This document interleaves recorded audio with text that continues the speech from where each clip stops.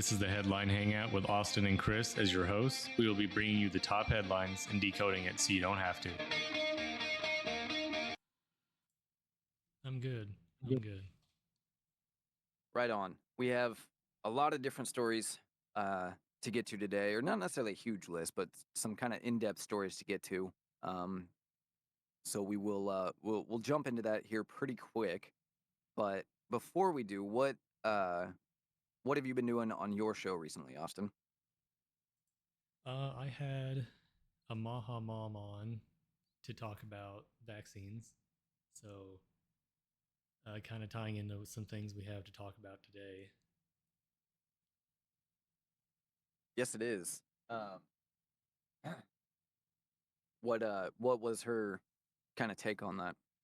Well, she is a mom, obviously, and very Maha, and she has a newborn baby, and so I had her on to talk about which vaccines that she is getting, basically like her vaccine schedule for her kid that she has.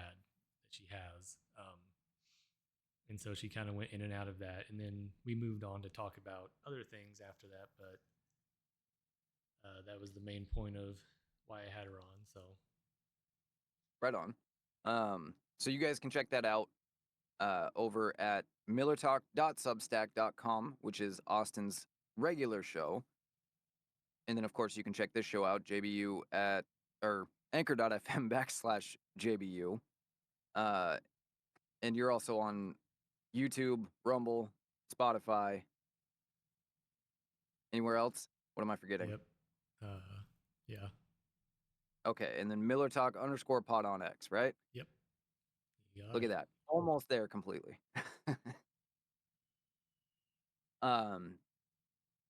Well, perfect. I guess with that, then let's go ahead and get started on this first story here from RFK. You want to set us up with that? Yep. So we have an opinion piece from The Guardian. It says, The Guardian view on RFK Jr.'s vaccine cuts, an assault on science from politician unfit for his office. The decision by the U.S. Health and Human Services Secretary to remove the mRNA research funding is ill-informed and dangerous. Real quick, before you start reading the article, I just realized it's interesting that it says that it's the Guardian's view. So this is apparently an opinion from the Guardian rather than an individual journalist. That I've never seen that before. Yeah. All right, go ahead. Sorry. All right. So getting on with this, it says science is not black and white. It's more complicated and more exciting. It's a constant process of exploration, an adventure into the unknown. Scientists come up with theories about what might be going on and then test them. They don't always get it right, far from it. But inch by inch, testing, failing, and trying again, they make progress. Robert F. Kennedy Jr., during Senate confirmation hearings for the role of Secretary at the Department of Health and Human Services, seemed to get that. Those who feared what a vaccine skeptic might do in that role breathed again. I'm going to empower the scientists at HHS to do their job and make sure that we have good science that is evidence-based. I'm not going to substitute my judgment for science, he said. Yet now, without good explanation or sound science, he is cutting $500 million of research funding for mRNA vaccines, claiming that they fail to protect effectively against upper respiratory infections like COVID and flu. In fact, no COVID vaccine fully protects against infection, but they have been shown to prevent deaths in billions of people. The 22 contracts that will be canceled include one with Moderna for a vaccine against bird flu, which many fear could trigger the next human pandemic, and there will be one. Instead, federal funds will go to vaccines developed in more traditional ways. Either Mr. Kennedy lied to Congress or he has a different understanding of science and evidence from most scientists, unpicking what they thought was uncontestable. The childhood vaccine schedule is being reconsidered and mandating the measles vaccine is being questioned in spite of fatal outbreaks in the U.S. He has sacked the Centers for Disease Control Vaccine Advisory Panel and replaced it with many people known to have skeptical views. Mr. Kennedy is particularly hostile to the mRNA vaccines against COVID 19, panning them in 2021 as the deadliest vaccines in history, wrongly claiming that half those suffering the rare side effect of myocarditis would die or need heart transplants within 5 years. The vast majority have quickly recovered. Until 2023, he chaired an anti vaccine organization called the Children's Health Defense, where he petitioned the Food and Drug Administration to rescind the license of all COVID 19 vaccines and compared mandating vaccines to Nazi oppression in the Second World War. This is the stuff of internet scares, labyrinthine tangles of misinformation dotted with odd, inaccurate nuggets of quasi science. It doesn't compare with the evidence base for mRNA vaccines, which went through clinical trials on hundreds of thousands of people and have since been used to vaccinate millions. Experts agree that the mRNA vaccines were a stunning breakthrough that allowed people to be protected in record time for from COVID-19. They contain messenger RNA, a tiny bit of genetic code that teaches the immune system to fight the virus. No need to grow the virus in hen's eggs, which takes months. The plug-and-play technology can be adapted against other viruses such as flu, including some that devastated populations in poor countries. The inventors won the Nobel Peace Prize in 2023. Mr. Kennedy's cancellation of funding not only stymies much research, but also feeds worldwide doubt in mRNA vaccines. Oh no. We are all the losers. All of us. Humanity needs these vaccines. Other countries need to step up with money and reassurance to try to heal this latest breach between science and nonsense. And Mr. Kennedy is clearly unfit for the job he holds. At this dangerous moment for dissent, I hope you appreciate this article. Okay, I think that's basically the end of that. Wow, that was there was a lot said there. What's your initial reaction? My initial reaction is how they say just in the opening paragraph how science is all about a constant process of exploration and adventure into the unknown. And yet we're mad that we're doing research on different vaccines and that he did his own he made his own studies against these things and found out that hey, they're not that effective. And so now we're moving on to other things that have been proven to be effective, the vaccines that came before this new technology. Yeah, I mean that implies that he's in some ways stopping the exploration of mRNA technology, which is not what's happening here. Mm-mm. They're implying that he's like banning mRNA study Yep. in the United States. He's cutting 500 million in funding Mm-hmm. for certain mRNA vaccines, but he's not banning any company that or any private individual or any Yeah. school that wants to research it. He's not stopping them from doing it. No. We gotta pause real fast. I think my doctor's call. No, he's not. He's not just outright stopping the research of it. All he's doing is cutting government funding of these vaccines because he did his studies with his new panel of guys, I'll say, but anyone else can go start their own vaccine company and pick up where they left off. And it's not even every single mRNA vaccine, it's 22 contracts. There's still 2 contracts left open for research. So the government is still funding mRNA Mm-hmm. in some ways, just not these ones in particular. Yes. So what are we even complaining about here? We're complaining that RFK did it. Yeah, basically. That's Well, and so he's cutting 500 million is what they said, right? In mm-hmm. total funding. Pfizer's gross profit just last year, 45.776 billion. I think they can fund mRNA technology Yep. if it's so useful. Mm-hmm. I think they don't want to because 1, it eats into those profits, and 2, it's not as effective as they claim it to be. I do think. What do you think about mRNA technology in general? Like, what's your general stance on the technology? I think that, kind of like it said here in the article, was that it is a quick way to respond to these viruses. But like Yeah. Mr. Kennedy has said when he announced this, it's the fact that viruses can mutate. And through the research they did, they found that these mRNA vaccines almost encourage the virus to mutate quickly. So you make an mRNA vaccine for COVID 19 for the Delta version, then it mutates to the Omicron, and now that vaccine is completely useless, it's just wasted. Hmm. And Hence 47 follow-up boosters. yes, so he wants to find vaccines that will be completely, or mostly effective for treating these things and actually stopping spread and keeping you from getting, because you get vaccinated for Delta and then Omicron comes along and now you're completely wide open for it. And so you have to go get another vaccine. And yes, they can be produced quickly, but there are side effects to these things. Like it said in the article, myocarditis has been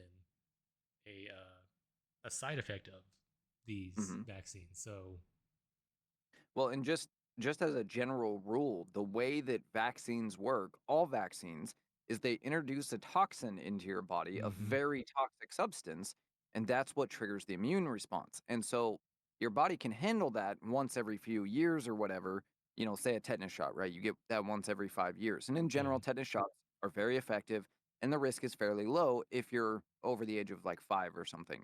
It's a little bit higher in kids.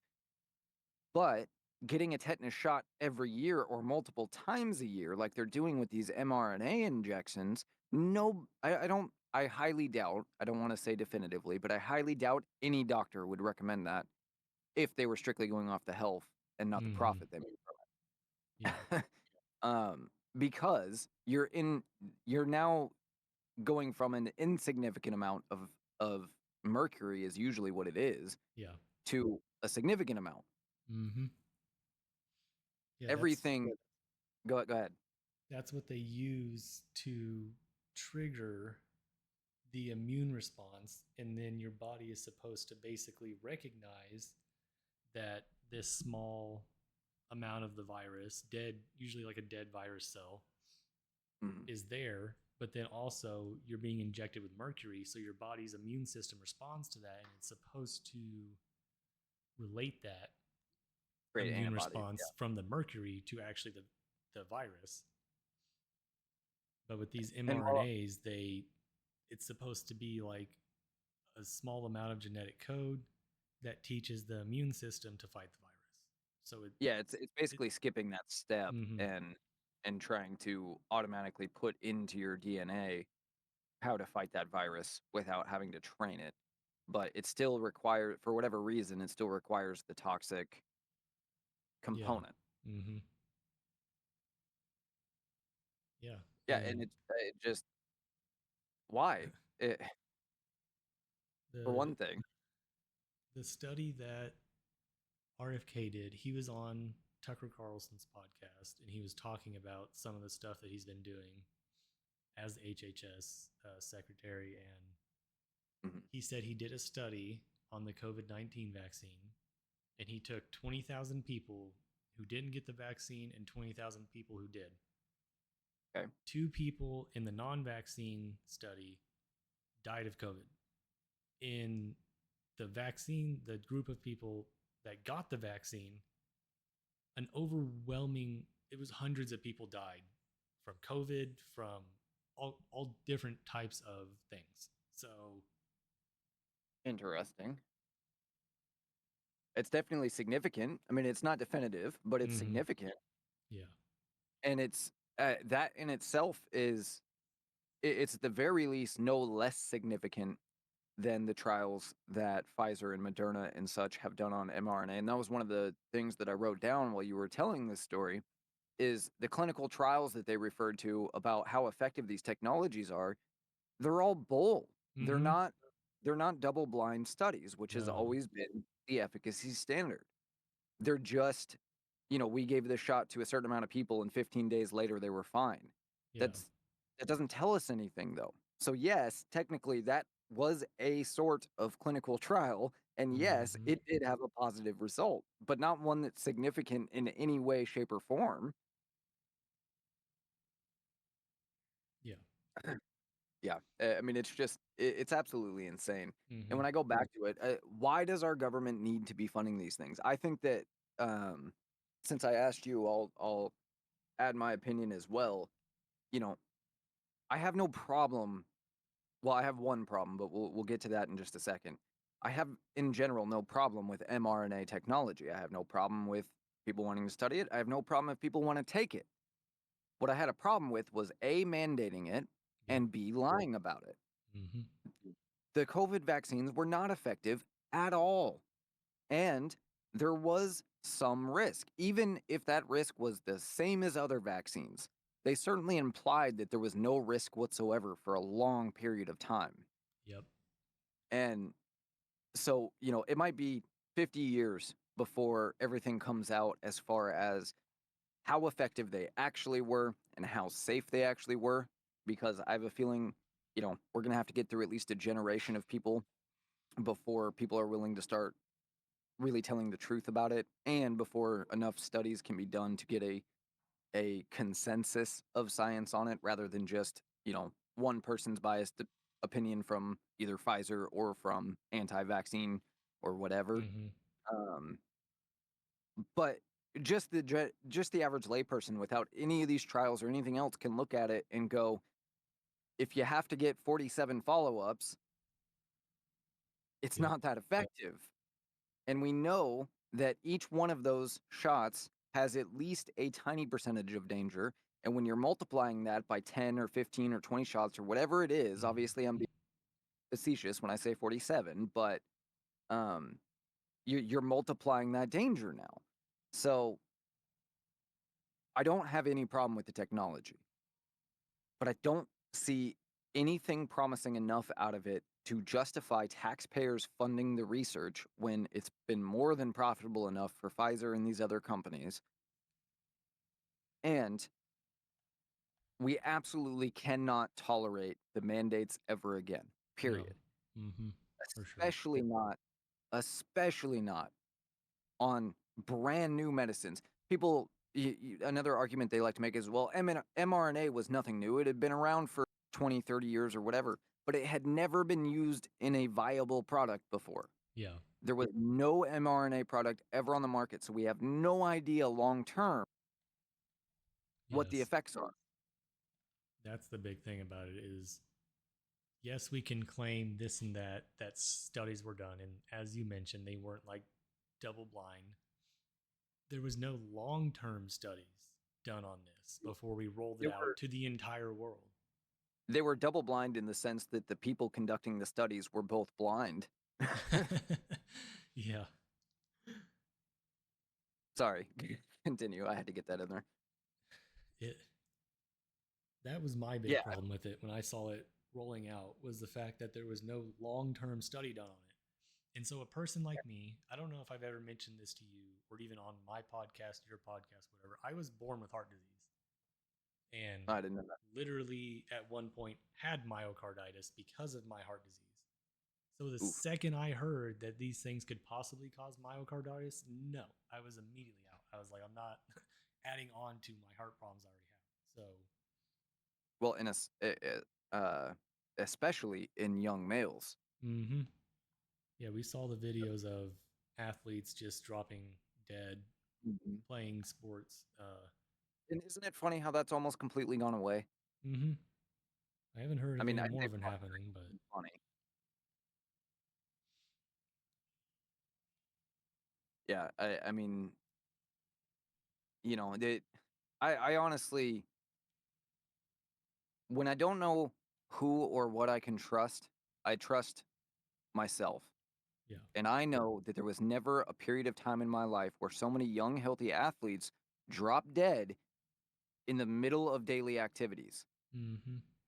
I know there was never a time in my life when so many people lined up to take a medicine and such a significant number got sick after taking the medicine. Mm-hmm. They were perfectly fine before, even if they had had COVID. And I know they love to say, well, that's because they had COVID. COVID is what made them sick later.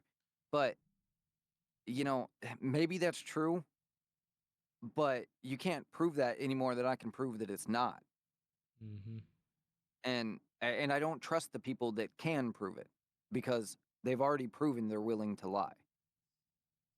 And frankly, that's the saddest part about all this is that our trusted officials, we all, pretty much every American before COVID, no matter how much we distrusted certain politicians and certain parties, we all trusted the CDC and these kind of, you know, side institutions that were just supposed to be there for the benefit of Americans and not political footballs one way or another. Mm-hmm. I don't trust them at all anymore. I don't trust Nope. any institution anymore, even with Trump in charge. Yep. And that's entirely their fault. And you can call me crazy or a conspiracy theorist or what, I know you wouldn't, but you know, any of that for it, you're still not going to get me to line up because they told me to. And at the end of the day, this is America and you cannot force people to take something no matter how safe or effective it is. Period. And a lot of people like to say, "Well, we did it in the 60s." First of all, we never mandated it. The only mandates we have had are for schools, and I don't think Yeah. we should have those either. And Nope. even those, they're really conflating it because they're not mandates. You don't have to get your kid vaccinated to go to school. There are many different options for opting out of it if you don't want to. But because those requirements have been in place for so long, they have I mean, it's the slippery slope argument, right? They have worked it into being a mandate even though it never started as a mandate. The idea was we're going to set the bar at every kid should get vaccinated.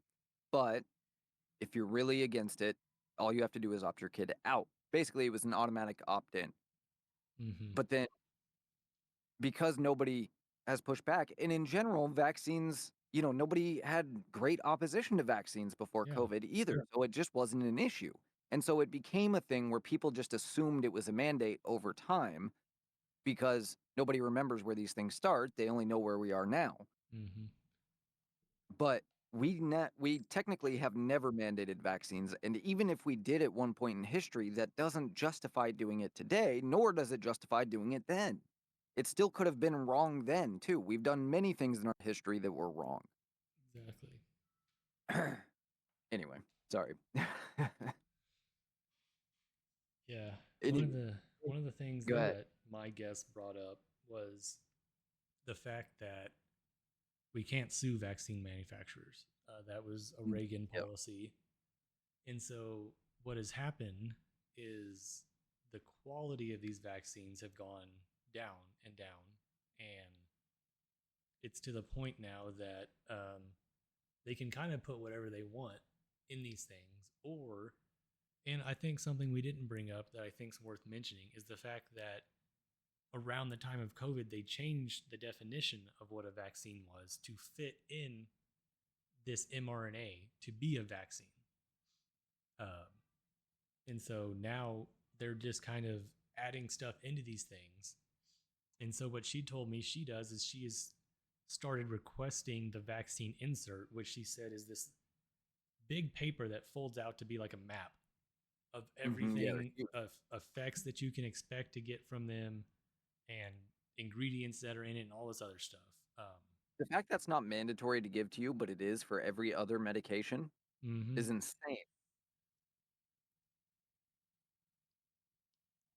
It's And that is I'm glad you mentioned that because that is part of the problem. And part of this is on the shoulders of Americans in general. Yeah. or not asking enough questions this whole time and just believing what the guy in the lab coat says, whether it's your local Mm-hmm. doctor or not.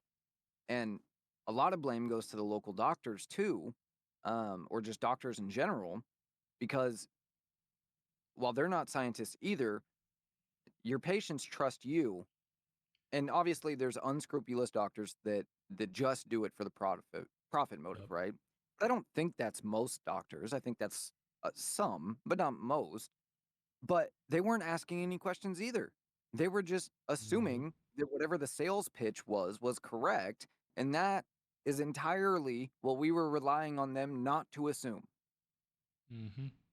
Because us, the average people, have no idea how to determine how safe a medicine is looking at the data, but a doctor does. Yeah.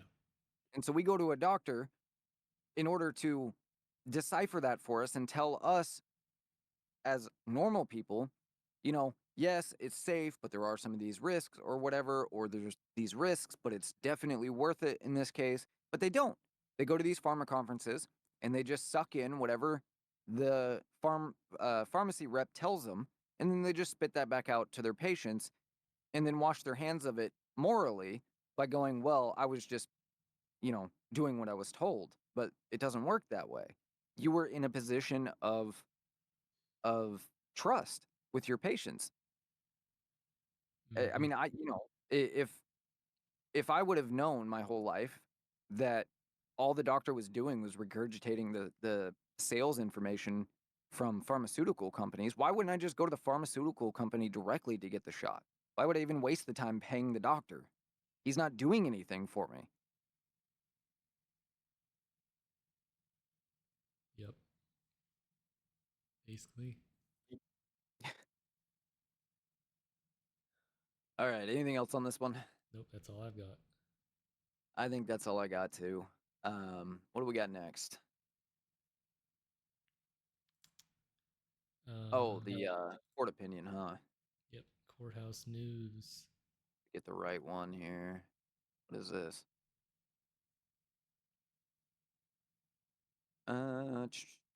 Department of Education. Oh, that's the original thing, and then that's the decision. Okay. And then I don't actually have. You sent me the article, right? Yes. Okay, let me pull the article because I clicked on the links in the article, so I don't have the article itself. Um, you know what? While I'm looking for this, do you want to discuss the car crash real quick? All right. Cover that. So I've got an I would play. article. Oh, Go ahead. I was gonna say I would play the audio, but there's really nothing to hear. So yeah. I have an article from Fox News. Illegal alien accused of causing fatal semi truck crash that killed 3 people. Shocking and criminal. Harjadinger, sorry, Singh was granted a commercial's driver's license by the state of California. So, an illegal immigrant truck driver has been arrested and faces deportation after allegedly attempting to make an unauthorized U turn in Florida, resulting in a crash that killed 3 people. Singh, who entered the country illegally and obtained a commercial driver's license in California, has been charged with 3 counts of vehicular homicide in connection with Tuesday's fatal crash, according to a news release from the Florida Department of Highway Safety and Motor Vehicles. This is a devastating tragedy made even worse by the fact it was totally preventable. White House spokeswoman Abigail Jackson told Fox News Digital in an email, "Illegal aliens have no legal right to be in our country, certainly should not be granted commercial driver's license." While operating a commercial semi truck with a trailer on Friday, oh, while operating a commercial semi truck with a trailer on the Florida Turnpike in Fort Pierce, Singh allegedly attempted a U turn in an unauthorized area. This resulted in the trailer jackknifing and colliding with a minivan, leaving all 3 of the minivan's passengers dead, according to officials. good Gavin lord. Newsom's pro illegal alien policies have deadly consequences, Jackson added, yet he continues to double down and put illegals over American citizens. Singh, who officials believe crossed the U.S. Mexico border in 2018, remains in custody on both state vehicular homicide charges as well as immigration violations. An immigration and customs enforcement detainer has been issued, according to an ex post from the official White House rapid response account. The actions taken by the defendant while operating a commercial tractor trailer are both shocking and criminal. Executive Director Dave Kerner said in a statement, 3 people lost their lives as a result of his recklessness, and countless friends and family members will experience the pain of their loss forever. A law passed in 2013 allows California residents to obtain a driver's license regardless of their immigration status. ICE did not respond to Fox News' request for comment. So there's kind of two angles to this story. Okay, there's the fact that illegals are being issued commercial driver's licenses. Let's get to that second. My first question for you off this is, what do you think about this guy specifically and his culpability and all of that? Can you explain that better? Yeah, so like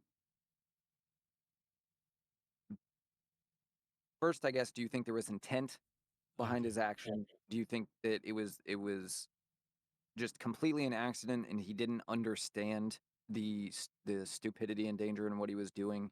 Or do you think there was just like careless disregard? And should he be charged in connection with this? I think it was careless, um, disregard, um, or it may have just, been ignorance, depending on his.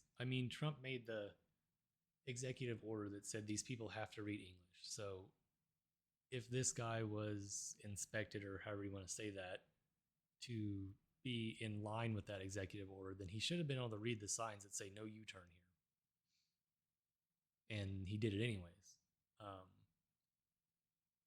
at least in Oklahoma, where I'm from, there are signs up that say, this is for emergency use only, no U-turn, and then he did it anyways. So, Well, and and even then, it's the way he did a U-turn. So he was on like basically a divided highway. It looked like it was mm-hmm, 2 lanes on either side. It's kinda hard to tell because you're looking backwards, but, I think it's probably 2 lanes both directions, and it's divided, and he was at a section of the highway that there was an opening between the divisions, and what it looked like is he pulled to the shoulder and then tried to cut across basically all 4 lanes to turn around and go the other way on what was clearly a 50 or 60 mile an hour highway. yeah, And so even if U-turns were illegal or legal, it still was something that the average driver should have the common sense not yeah, to do. Yeah.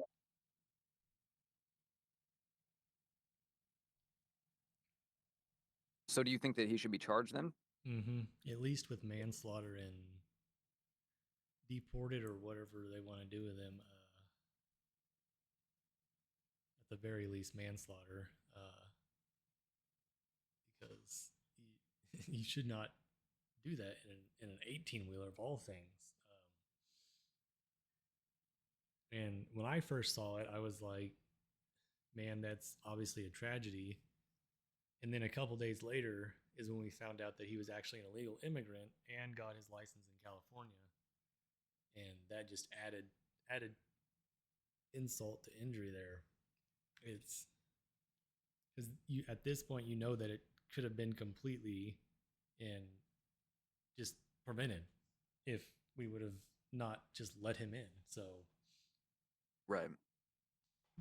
Well, and I want to get to that part in a second. As far as him himself, it's really hard without knowing him at all, mm-hmm. and especially not being able to hear what he might have said just before or whatever. um, which might tell us kind of the state of mind of the decision process he was making. But I have a tough time. The fact that it's a commercial vehicle, the whole point of requiring special licensing for commercial vehicles is because they're considerably more dangerous to everybody else on the road than an average car. Yeah. And so there is some level of increased culpability when you're driving one, I think. Mm-hmm. However, even making an illegal U-turn, it's hard for me to. I don't know if I agree with manslaughter charges. He's definitely guilty of something, Yeah. but I don't know that you can put the deaths on him completely. Um, Again, it really depends on whether this was ignorance or willful disregard for others. You know, Yeah. if his buddy in the passenger seat, because there was another driver that was in the passenger seat, was like, "Hey, you can't do this here, or it's too dangerous, or whatever." He's like, "Ah, screw it." Then okay, I'm probably with you on manslaughter charges, but it you know it was a really dumb move. There's no question that there was a significant chance of that leading to disaster, but Yeah. at the same time, it's one of those things. There's a mutual danger in driving a vehicle. Mm-hmm. And so it's as much as it's his responsibility to follow the rules, it's also your responsibility to not get yourself into a wreck, you know? Yeah. Yeah. Um, so there is a little bit of that to it. No question he should be deported. And I do think that he is guilty of something because of his negligence, but there would have to be some form of evidence that he was willfully disregarding the dangers rather than just ignorant to them. Yeah. Um, I think that's just my opinion, though. Florida, though, I'm sure will go pretty hard on Mm-hmm. him. I just As watched the far video again, and Yeah. it appears that he just made this turn and then the car comes. So this car had no time to even like realize that he's about to do this Yeah, it from the definitely happened video. quickly, So it's and like I don't you know if he had a blinker on or what. yeah, we can't see that. And so it's like the, I feel like there's no fault on these people that ended up hitting him because I get what you're saying, like they should be aware of things that are happening, but it seems like it happened quickly enough that I don't even know if I would have been able to respond in time to not cause a wreck on my part. Sure. Well, So and I'm yeah, definitely not saying that they have any fault in this hmm by any means. that's The just what wreck I is was not their thinking. fault. The question is whether or not you can put their deaths on him. You Hmm. can certainly put the accident on him. The accident is his fault. But was there any sort of intent behind it? Accidents happen, Yeah, yeah, it's Just like definitely like an accident. just like if somebody gets into a accident, let's say they're driving down an undivided highway and their I don't know, their tire goes flat, which pulls them into oncoming traffic. It kills the person that they Hmm. hit. Yeah, They don't get charged with manslaughter or anything unless they were drinking or something maybe. But yeah, unless there's some sort of intent there, accidents happen and you can't blame that death on that person, even though, there was nothing that could have been done by the other people to avoid it. It's still just an accident and it's still a hmm, risk we all take when we get in the vehicle.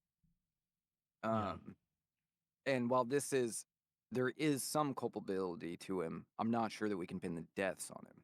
Okay, That said, moving on to the second part of this, I think we can pin the deaths on whoever the hell gave him a license. yeah, And yes, Donald Trump passed that executive order. I'm glad you mentioned that.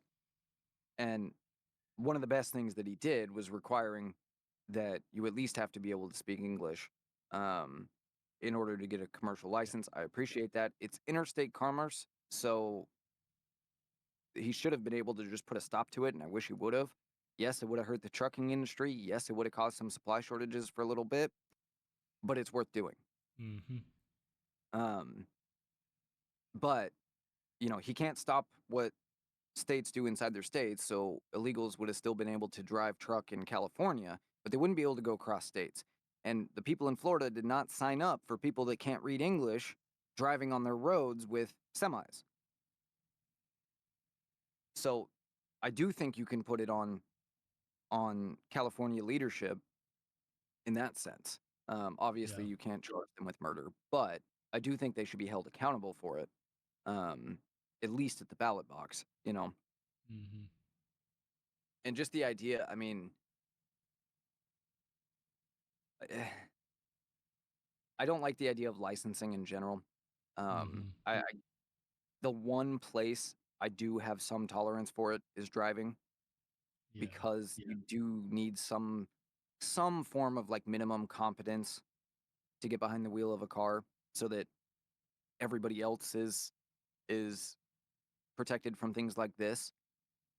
But I mean, there's all these programs that fast track these illegal aliens to do things like Oh yeah. get commercial licenses. These are American jobs that should be going to Americans, and these are good American jobs. This is not picking berries, you know, for 12 hours a day for $3 like the left likes to claim. This Yeah. is a six-figure job in most instances, interstate shipping is, that could have gone to an American but didn't because of all these programs that fast track illegals into getting things like commercial licenses.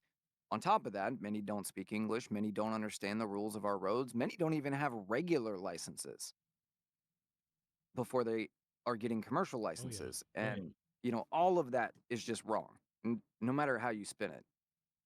Yeah.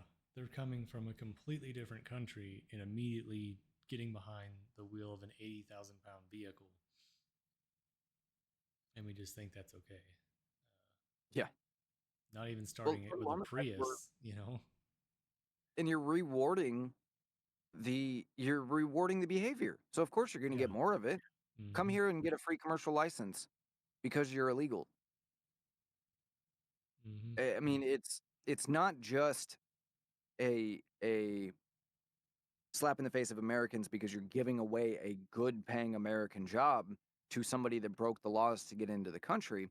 But on top of that, it's a danger to all Americans to have to be on the road. We talked about when you first mentioned this story, we talked about the fact that long before I ever knew that illegal driver's licenses, so lest you think I'm just biased against, brown people driving, Yeah. um, long before I ever knew they were getting commercial licenses, I noticed a serious and sharp, almost immediate decline in the quality of commercial truck drivers as far as dangerous maneuvers, riding in the left lane, especially that drives me insane. Oh, All sorts of things. And if oh. you go onto some of the trucker forums and stuff, um, they're complaining about it all the time. They can't stand all these people that have gotten these commercial licenses in states like California. I believe my state of Washington does it as well, that don't understand the rules of the road. Mm-hmm. Yeah. And now that I'm thinking about it, this isn't the first time I've seen, I don't want to sound racist here, but it's not the first time I've seen an Indian be involved in an accident with this type of vehicle.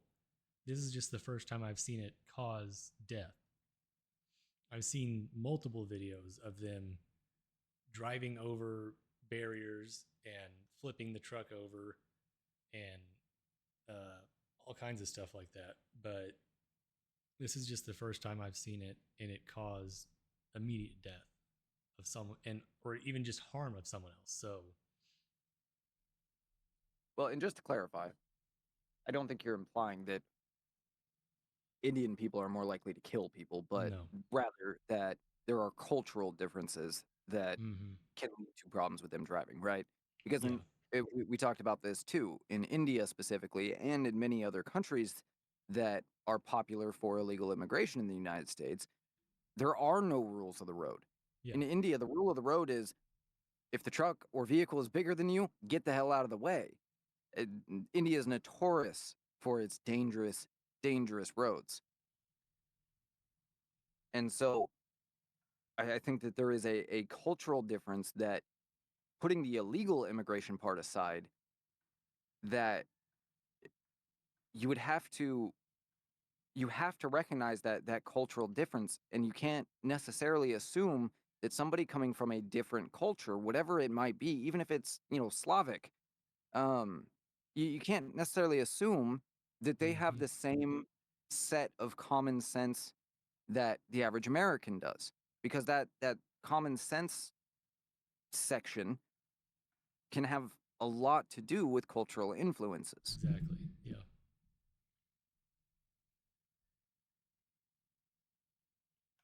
All right. Are you ready to move? Do you have anything else on this? Are you ready to move to Yeah, the next story here? yeah, I'm ready to move on. I think we got that All one right. down.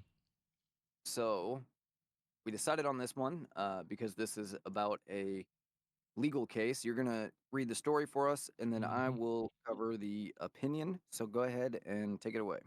All right, so who would have guessed, but more judges blocking Trump executive orders. So we've got an article from the Courthouse News Service. Trump appointed judge blocks Education Department DEI crackdown. The Education Department threatened in February to eliminate federal funds for schools considering race in any aspect of campus life. A federal judge on Thursday struck down two Trump administration documents that sought to effectively ban all race based considerations in schools and universities, ending a months long legal standoff between the Department of Education and one of the largest teacher unions in the nation. U.S. District Judge Stephanie Gallagher, who was appointed by President Donald Trump in his first term, ruled that the Education Department violated constitutional and procedural law by threatening to eliminate federal funds for schools that consider race in admissions, hiring, financial aid, or any other aspect of campus life, including curricula. The government announced large-scale policy changes without considering whether they were appropriate based on existing facts and laws, or the extent to which they would disrupt schools and teacher status quo to the detriment of students' learning, Gallagher wrote in her ruling. The Education Department first announced the now vacated instructions in a February 14 Dear Colleague letter sent to school officials. The department instituted a 2-week deadline for schools and universities to make the prescribed changes before it would rescind federal funds. The department released an accompanying document in April requesting certification of compliance. Shortly after the Dear Colleague letter's release, the American Federation of Teachers, the nation's second largest teachers union, sued the Education Department in Maryland federal court, arguing the letter's instructions were arbitrary and capricious in violation of the Administrative Procedure Act. The Education Department has repeatedly claimed in court that its Dear Colleague letter simply restated existing law and did not produce any change in government policy. Gallagher has, on multiple occasions, rejected this claim. If anything, the government's repeated assertions that the letters say nothing new evidence that it is still unaware or unwilling to admit that it has changed positions, Gallagher wrote in her opinion. In direct contradiction with the Education Department's claims prior to department guidance explained that neither race-related gatherings nor racial justice-based lessons would likely raise Title VI concerns, Gallagher noted. Most concerningly, she added, the department failed to explain or even acknowledge that the Dear Colleague letter significantly extended the department's authority to regulate curricula and categorize content as discriminatory. The stringent procedures outlined by the APA are not hollow gestures designed to manufacture the appearance of fair and reasoned decision making. They exist to ensure that agencies stay within the bounds of their delegated authority and exercise that authority within the constraints of the law more broadly, Gallagher said. Additionally, Gallagher blasted the department for failing to provide any factual basis for the claims underpinning both documents. For example, the Dear Colleague letter accuses educational institutions of discriminating against white and Asian students and toxically indoctrinating students by teaching that the U.S. is built upon systemic racism. However, Gallagher noted neither the letter nor the certification documented lists any evidence of either such accusations. The government certainly is entitled to its viewpoint, and it is not required to provide factual basis for its viewpoints. As a general matter, Gallagher wrote, but where it seeks to use those viewpoints to alter the legal landscape and to impose new obligations on regulated persons, it must consider evidence and demonstrate appropriate consideration of relevant facts. The letter and certification provided no line at all distinguishing viewpoint from binding policy making. Altogether, Gallagher found that these changes in federal policy arbitrary and capricious, while enforced of both documents had been temporarily blocked since April. Gallagher's ruling formally and permanently bars their implementation. The government did not merely remind educators that discrimination is illegal, it has initiated a sea change in how the Department of Education regulates educational practices and classroom conduct, causing millions of educators to reasonably fear that their lawful and even beneficial speech might cause them or their school to be punished, Gallagher wrote. The law does not countenance the government's hasty and summary treatment of these significant issues. An education department spokesperson expressed dissatisfaction with the ruling. While the department is disappointed in the judge's ruling, judicial action enjoining or setting aside this guidance has not stopped our ability to enforce Title VI protections for students at an unprecedented level, the spokesperson told Courthouse News. The department remains committed to its responsibility to uphold students' anti discrimination protections under the law. The teachers' union did not immediately respond to a request for comment. So again, a lot said there. Before we go to comments here, I want to define arbitrary and capricious because this is a legal definition, Mm-hmm. and this is what she's basing her ruling off of.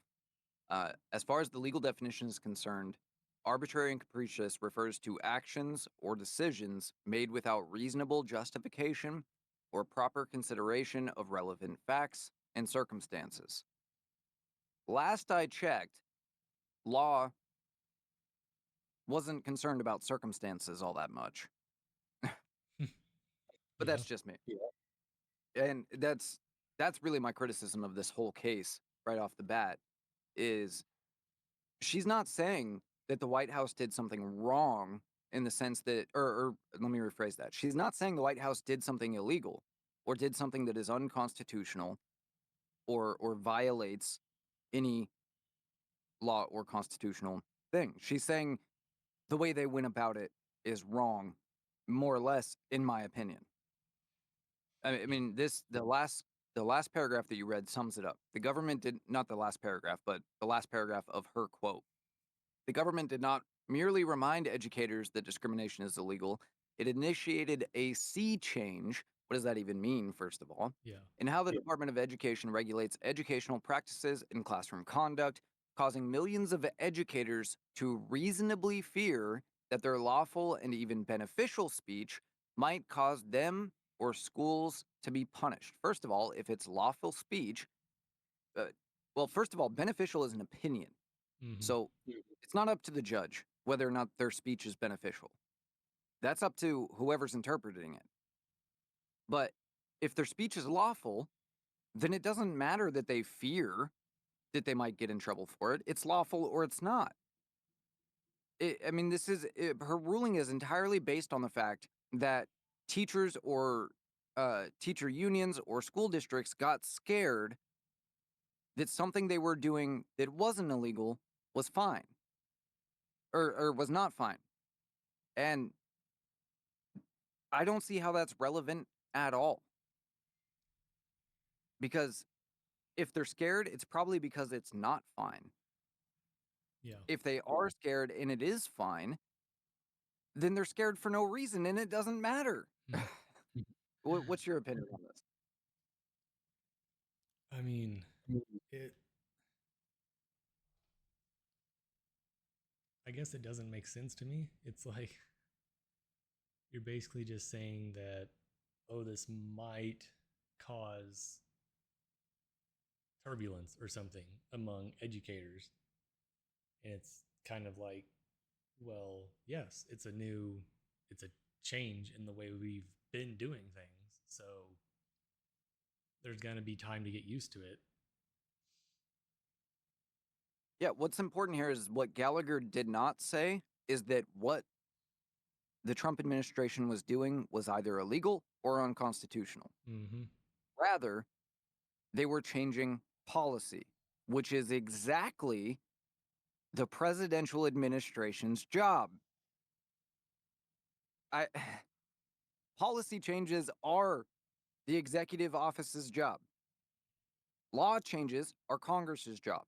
Ruling whether or not something is compatible with a given law written by Congress or with the Constitution is a judge's job. Nowhere in here is her job being done.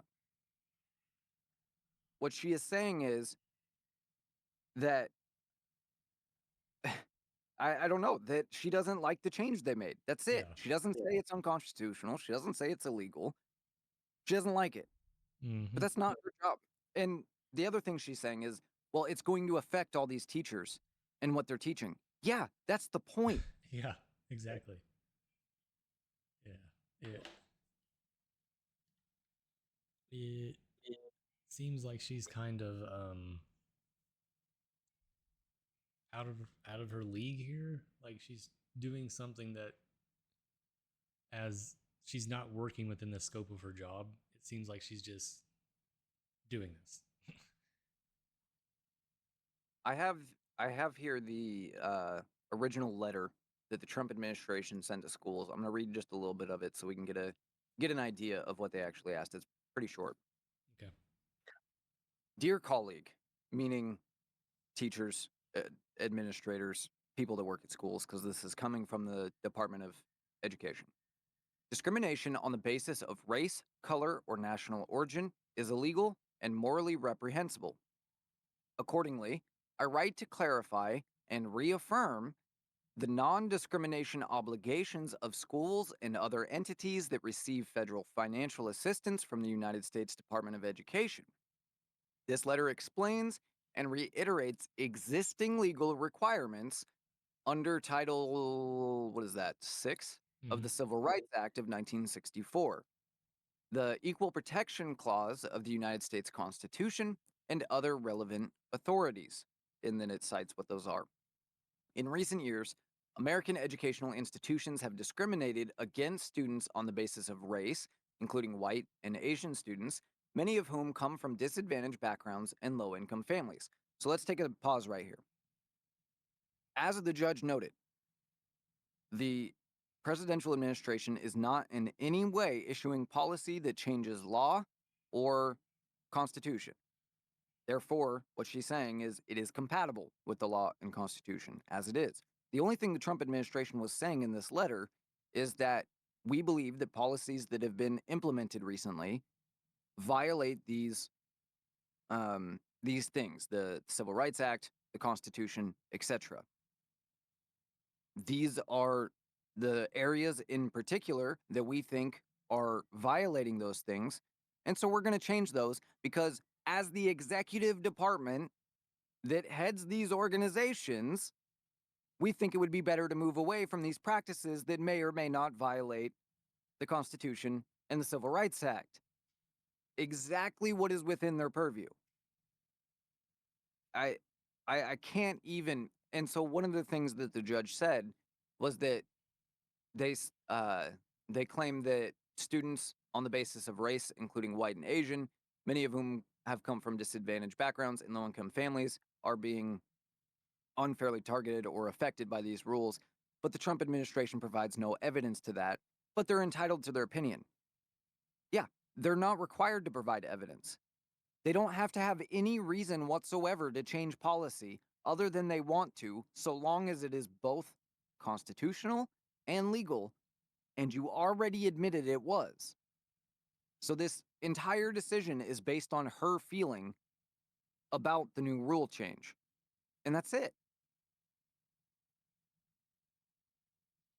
Anyway, let me read a little further on this. These institutions embrace or yeah. These institutions embrace of pervasive and repugnant race-based preferences and other forms of racial discrimination have emanated through every facet of academia. For example, colleges, universities, and K through 12 schools. Oh, look, evidence have routinely used race as a factor in admissions, financial aid, hiring, training, and other institutional programming. In a shameful echo of a darker period in the country's history, many American schools and universities even encourage segregation by race at graduation ceremonies and in dormitories and other facilities. Educational institutions have toxically indoctrinated students with the false premise that the United States is built upon, quote, systematic and structural racism and advanced discriminatory policies and practices. Proponents of these discriminatory practices have attempted to further justify them, particularly during the last 4 years, under the banner of diversity, equity, and inclusion, smuggling racial stereotypes and explicit race consciousness into everyday training, programming, and discipline. But under any banner, discrimination on the basis of race, color, or national origin is, has been, and will continue to be illegal.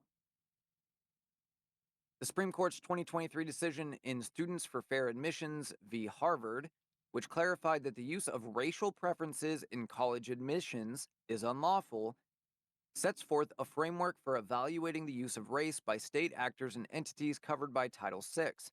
The court explained that classifying and assigning students based on their race is lawful only if it satisfies strict scrutiny, which means that the use of any race must be narrowly tailored, that is, to achieve a compelling interest. To date, the Supreme Court has recognized only two interests as compelling in the context of race-based action. One, remediating specific, identified instances of past discrimination that violated the Constitution or statute. Two, avoiding imminent and serious risks to human safety in prisons, such as a race riot. Nebulous concepts like racial balancing and diversity are not compelling interests. As the court explained in SFFA, an individual's race may never be used against him and may not operate as a stereotype in governmental decision making. Although SFFA addressed admissions decisions, the Supreme Court's holding applies more broadly. At its core, the test is simple. If an educational institution treats a person of one race differently than it treats another person because of that person's race, the educational institution violates the law. Federal law thus prohibits covered entities from using race in decisions pertaining to admissions, hiring, promotion, compensation, financial aid, scholarship, prizes, administrative support, discipline, housing, graduation ceremonies, and all other aspects of student, academic, and campus life. Put simply, educational institutions may neither separate nor segregate students based on race, nor distribute benefits or burdens based on race. Skipping forward a little bit, it says the department intends to take appropriate measures to assess compliance with the applicable statutes and regulations based on the understanding embodied in this letter, beginning no later than 14 days from today's date, including anti-discrimination requirements that are a condition of receiving federal funding. All educational institutions are advised, not required, advised, to 1. Ensure that their policies and actions comply with existing civil rights law. 2. Cease all efforts to circumvent prohibitions on the use of race by relying on proxies or other indirect means to accomplish the same end. And 3. Cease all reliance on third-party contractors, clearinghouses, or aggregators that are being used by institutions in an effort to circumvent prohibited use of race. What they're saying there is that colleges, for example, are using third parties to discriminate based on race so that the college itself is not technically discriminating based on race, because that's how the DEI policies were getting around these things. Institutions that fail to comply with federal civil rights law, not this letter, federal civil rights law, may, consistent with applicable law, face potential loss of federal funding.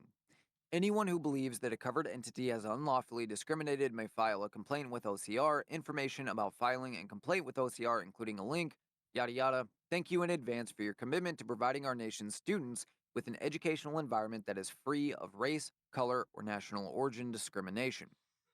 Someone explain to me, anybody, what the hell is wrong with that letter?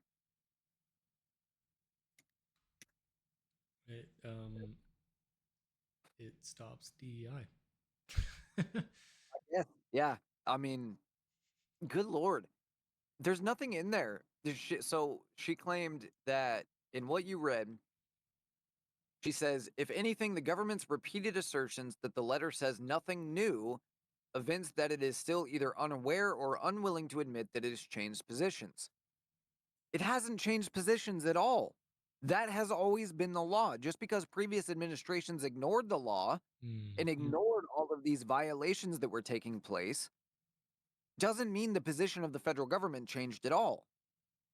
They're over and over in that paper, they are citing the law is and always has been, I mean, since 1964, but the Constitution's never changed at all.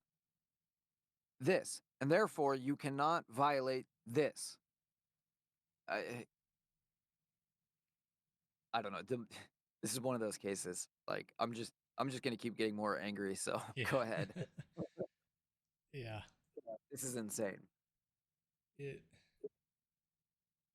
really makes no sense. You're basically saying that you're mad that we're going back to enforcing the law. Yeah, basically.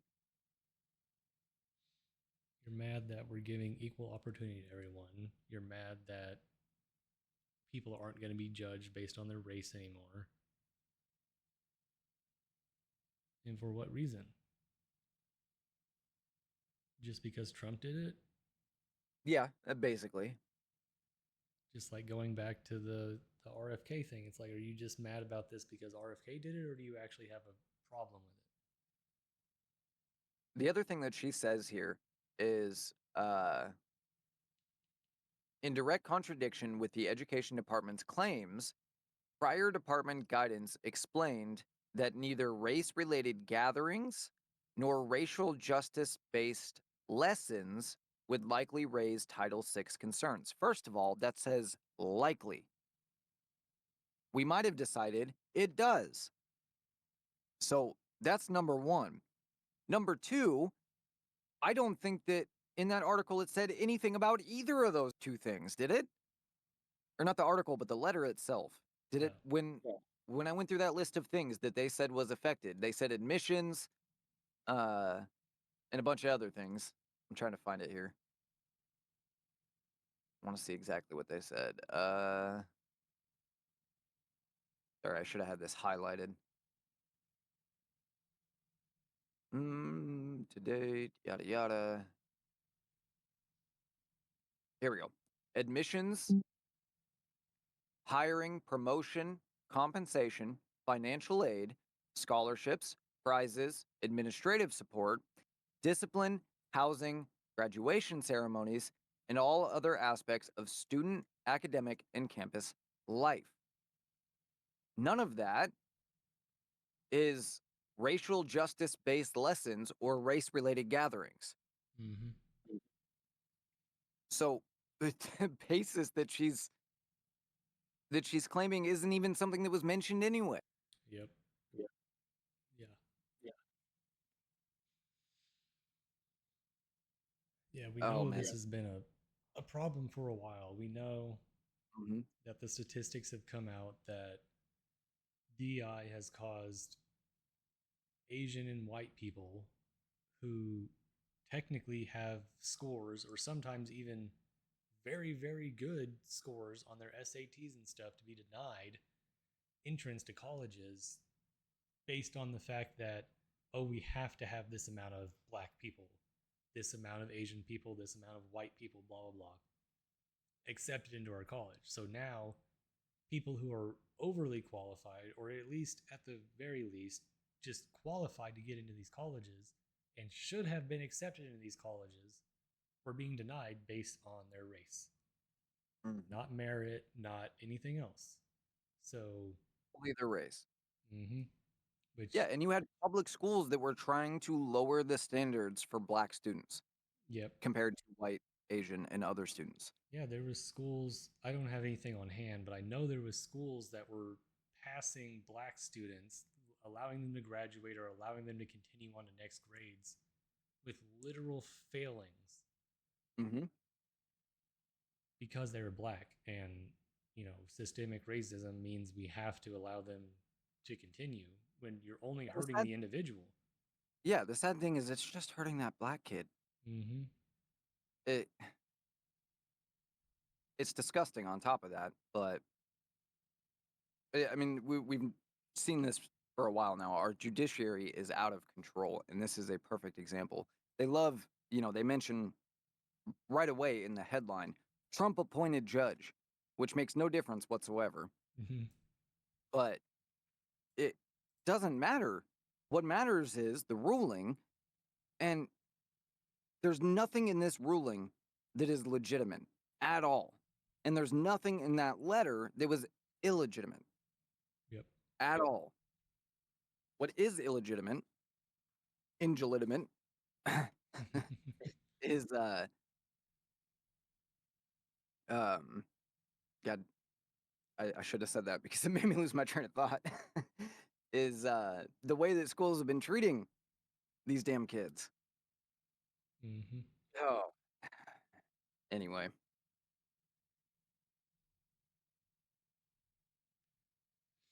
I would love to be able to question this judge.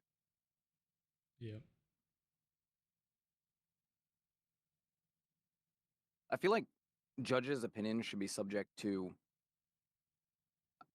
like their district's review, like the whoever lives in that judge's district, whether it's a city judge or a state judge or a district court or whatever, those rulings should all be subject to the people in that district before it's approved. Mm. Maybe that would fix this. I don't know. I don't know what we do about this because judges are nearly untouchable, no matter how Yeah. ridiculous the rulings are. And unfortunately, there's good reason for that. They kind of have to be. Yeah. But this is the concern that you run when you do that. And I don't know what, I don't know how we fix it. Local judges we can fix because they're elected, a lot of them. Yeah. And so if you've got a bad judge, you're at least not stuck with that bad judge. But that does mean that you need to get off your ass and start learning about what's going on in your local elections. Mm-hmm. That's number one. But these federal judges and these, these higher courts, they're generally appointed and they're generally appointed for life. And the idea is supposed to reduce their bias, but it doesn't, of course. And we Yep. have to have some sort of system of getting these judges out when they are consistently not following their job description. Exactly. Or I don't know, maybe, they have the protections they have and they're supposed to, but maybe there's certain times where there needs to be just an override from the population that we decide that too many judges are out of control and you know what? Everybody's fired, period. And we start over. I don't Mm-hmm. know. I don't know what we do about it. Yeah, I don't know either because I don't understand it enough myself to have a full opinion on it. But it's like, do you think that these judges are trying to turn themselves into the legislative branch? Like they're trying to take on that role with a lot of these things they're doing? Yeah, I mean I mean my opinion or my belief is that they were trained in these colleges, which we have Mm-hmm. all recognized for a long time have been radicalized, that tell them that it is their moral obligation to change precedent as much as possible from the bench. And that's what they're trying to do, I think. Yeah. And that is one way in which they do that, what you just said, legislating from the bench. The Supreme Court is the only one that really has power to legislate from the bench. But these other courts have the ability to block, as we've seen, perfectly constitutional actions if they don't like the president or they don't like the Congress. Yeah. And that's not their job. Their job is not to determine the validity of of a decision by the president or the president's administration or Congress. Their job is only to determine if it violates a law directly and clearly or the Constitution. Okay. That's it. Mm-hmm. But this entire opinion was just that, the judge's opinion. Yeah. She's just sitting here blabbing about her opinion on this. And like we said, like most of her opinion was like based on, oh, this is going to cause, like a rift and cause people to be upset and stuff. And that's just like saying that once we outlawed slavery, that a judge is going to come in here and say, "Oh, no, no, no, we have to like block this because all the farmers that use slaves are now going to be disproportionately affected." Like, yeah, no, really, they're going to be, you know, you're just stating the obvious and blocking this decision because of it. It's like, uh, Yeah, no, I mean, administrative procedure. Looking at her decision here, I'm gonna read this part. I'm not sure if it's relevant, but I think it is. So I didn't have a chance to read this beforehand, but it says plaintiffs raised several different challenges under the the APA, which stands for, sorry, hang on, the Administrative Procedure Act. So let me go back to that. Okay. They raised several different challenges under the Administrative Procedures Act, any of which is independently sufficient to warrant vacating this ruling. Where their challenges to the letter and the certification requirement are closely related, this court considers them together. The government does not address the vast majority of plaintiffs' APA arguments, instead relying on their familiar refrain that the letter and certification were neither final agency actions nor legislative rules, because they weren't. This court has now rejected that argument twice. Legislative rules must go through notice and comment. It wasn't a legislative rule. Congress did not make it. Agency action must be set aside where implemented without observance of procedure required by law. This is the procedure, though. The government does not dispute this, not this court case, but sending the letter is the procedure. The government does not dispute this inflexible requirement, but instead strained to argue that the April motions hearing that the government had already satisfied notice and comment requirements as to the letter, providing in a footnote, mailing and email addresses for anyone interested in commenting. The court already objected that argument. Requirements for notice and commenting rulemaking are exacting. Actually, they're not. The only thing that is required is that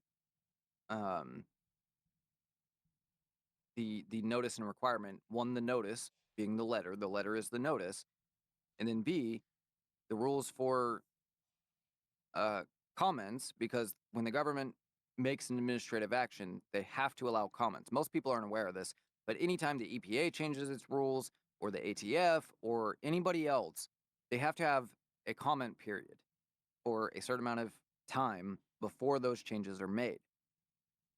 But as we already established, and as the letter clearly said, no rules or changes were being made. What they were doing instead was going back to continuing to enforce the rules that have been in place since 1964 and 1776. That's not changing the rules. That's enforcing them. It's Yep. the same thing. The Biden administration didn't make illegal immigration legal. Yep. They just stopped enforcing the rules. That's why Trump didn't have to wait for Congress to do a damn thing to stop the illegal immigration, because it was already the rules. It was the Yep. Biden administration that did something wrong by allowing these DEI policies, not the Trump administration by once again stopping them. Yeah, I'm glad you brought that up because that's where I was about to go. We're just reinforcing the law the way it was supposed to be enforced and has not been enforced over the past 4 years under the previous administration, just like the immigration laws. We started enforcing it, and immediately now we see 0 border crossings. It's like it was that easy. And the judge acknowledges this because she describes what the government is doing, or the Department of Education is doing, as a quote unquote sea change. Not a policy change, because it's not a policy change, as a sea change, i.e., anything other than a policy change. All right, screw this judge. Yep. Well, what was her name? Um, Make sure we all know that. Judge Stephanie Gallagher. Stephanie Gallagher. Stefani. Hope she's not related to Mike Gallagher. Or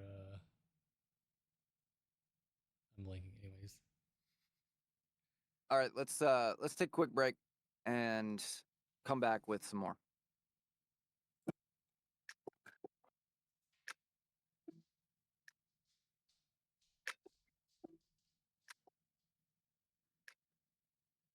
All right, we got a new segment for you. And this is going to be at least tentatively titled The Most Absurd Headline from This Week. And this week we have 3 of them for you. We have the WNBA, Putin, and Philadelphia cheerleaders. What, Austin, is your pick for the most absurd headline of the week? It's got to definitely be the WNBA. Of It course it is. it was some crazy stuff. All right, so tell us about the story. So during WNBA games, fans supposedly have been throwing dildos onto the courts in the middle of the games. Very noticeable ones, Yes, too. very brightly colored, large ones. Massive.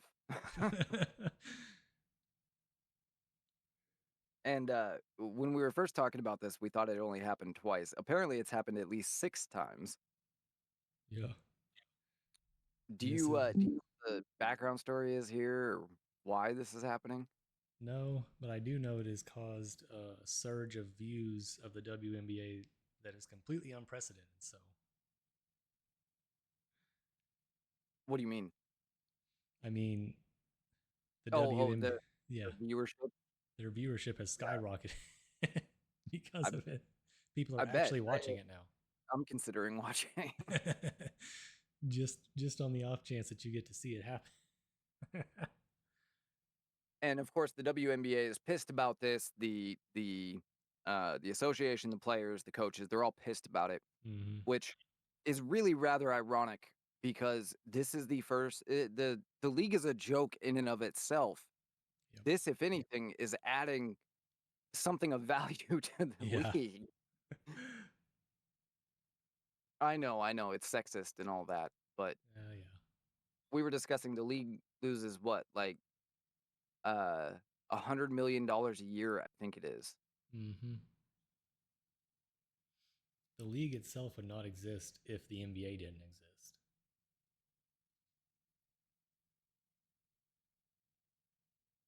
No, it couldn't exist without the NBA. Hmm.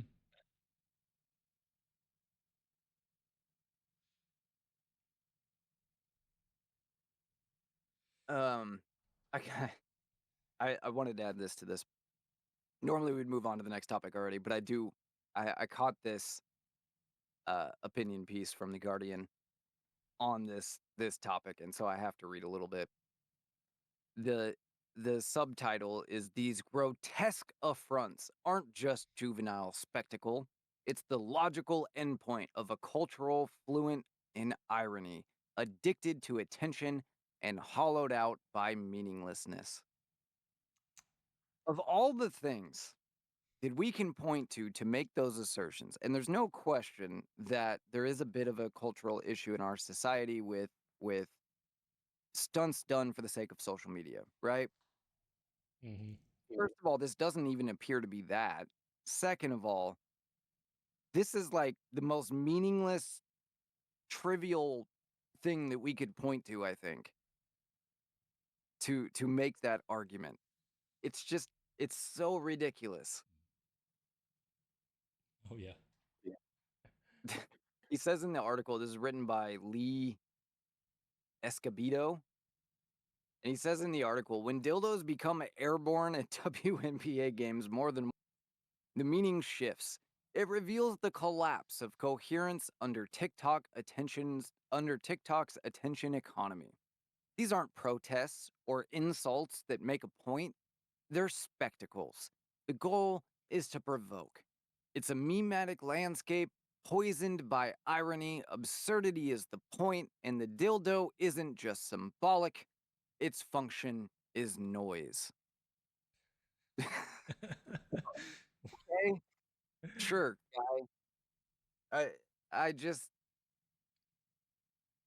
you're giving them everything they want, first of all, and that's the ironic thing. If you want this to go away, then when somebody throws a dildo on the court, have a referee kick it off to the side and keep playing the game. Mm-hmm. I don't think they want that. I think the WNBA has recognized this for what it is, and this outrage is manufactured because it's giving them the best ratings they've ever had. Yep. If they were smart, that's what they'd be doing. Mm-hmm. If They'd they be were smart, planning dildos if they were smart. exactly. WNBA players would be coming out with dildos on their heads. They would be coming out with the first official WNBA sponsored dildo. Yep. Give us something. Oh, man. All right. That's your pick for the week. I guess I will take then Philadelphia male cheerleaders. Mm-hmm. And let me see what I got for that here. Oh, wait, is it Philadelphia? No, Minnesota. Minnesota Vikings. Minnesota. Cheerleaders. Yeah. Yeah, that one. So this has, of course, been a controversy all week because, yes, there have always been male cheerleaders. However, there have not been gay, flamboyant, female acting male Yeah. cheerleaders before. I guess the question is, does this matter? Do we care? I mean, I don't watch, sorry about that. I don't watch football for cheerleading anyway. I don't watch football anyway. Yeah, But me either. it just seems like pointless. Honestly, it's probably just an attention grab because they know it'll piss some people off. But Yeah. I, all you're doing is ensuring another reason why men are not going to watch this damn game anymore. Yep. You're Yeah, I going to take mean, away the hot ladies too. Like, historically, yes, there has been male cheerleaders, but usually they're really big buff guys that throw the littler girls up in the air and do different stunts. Not femboys who are participating fully and just acting like the female cheerleaders. So, yeah, I mean, these are very effeminate men that are taking the place of a female on the cheer squad, not a traditional male cheerleader that is there to help do, tosses and structural things basically for the mm-hmm. female cheerleader. And I mean, yeah. Uh, Yeah. I haven't been commenting on it because to me it doesn't matter. But I guess if you're a football fan, I could see how it matters to you because it kind of ties into their initiative of because the NFL has mandated that every team has to put stencils on their end zones. That there's a set of 6 options that they can pick. Like it says, like in racism and stuff like that. Obviously, stuff we've heard for uh, a long time that they have to put on their end zones I now. didn't know that. Mm-hmm. So it kind of just ties into that and is just like another nail in the coffin. I mean, the NFL is one of the wokest institutions Oh yeah. in the United States at this point. One of the wokest private institutions in at this point, which is why I refuse to give them a minute of my time Mm-hmm. or a dollar of my money. But and it annoys me a little bit that so many conservatives put that to the side. Like Yeah. if you have to watch football, then watch college football. Is it Mm-hmm. still bad? Yes, but you're at least telling the league that I would rather watch college football, which is less woke, than give you any money. Mm-hmm. And I just it's not that important. Like to me, it is far more important that we don't that I'm not spending my money endorsing this crap Yep. than it is that I have to watch football. I Exactly. do enjoy watching football, but um, but yeah, I mean, two things. One, it's just annoying. Who was asking for this? Nobody. Nobody was asking for this. Yeah. Nobody was saying men couldn't do it, but there's a reason that there is no single place in the country that there is an all-male cheer squad, because nobody would ever watch them do anything because they are not hot women being thrown in the air in their underwear. Mm-hmm. I On top of that, are we just going to allow men to take everything from women? I mean, that's up to women, not up to me. But Yeah. are you just gonna let men do everything that you do better? I mean, I don't get it. But on top of that, it's okay for men to like things that men like watching hot women dance or Mm-hmm. whatever. It's okay that cheerleaders exist because there is a market for that. And I'm really tired of this idea that that's not okay. That's not okay. Therefore, we must force change.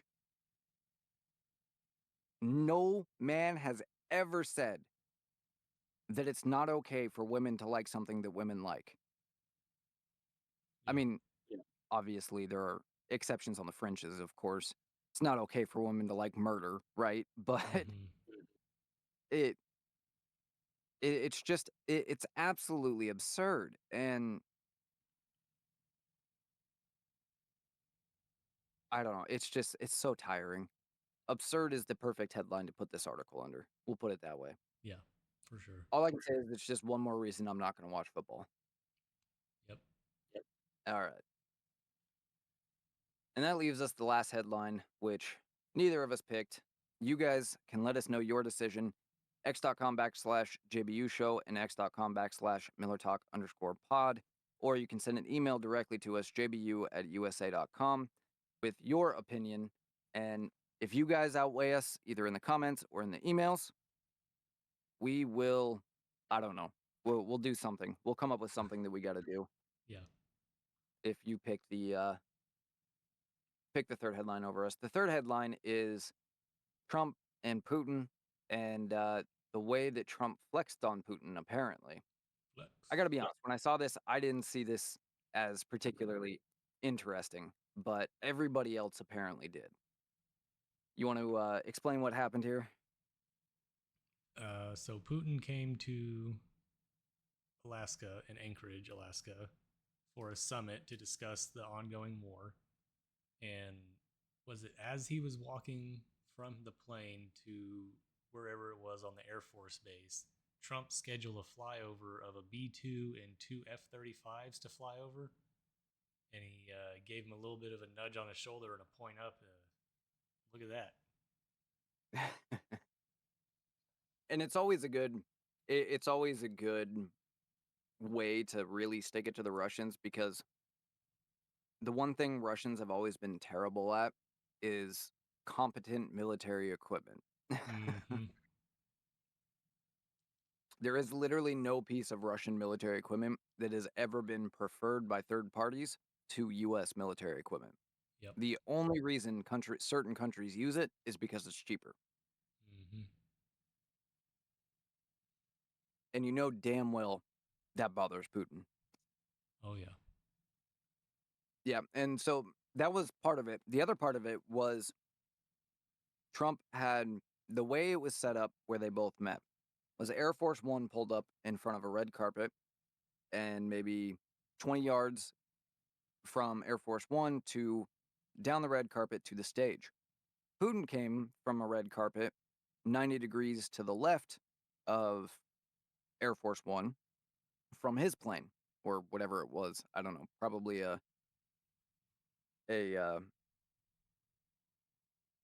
nope. I had a joke, lost it. Anyway, Oh. something about something rubber banded together.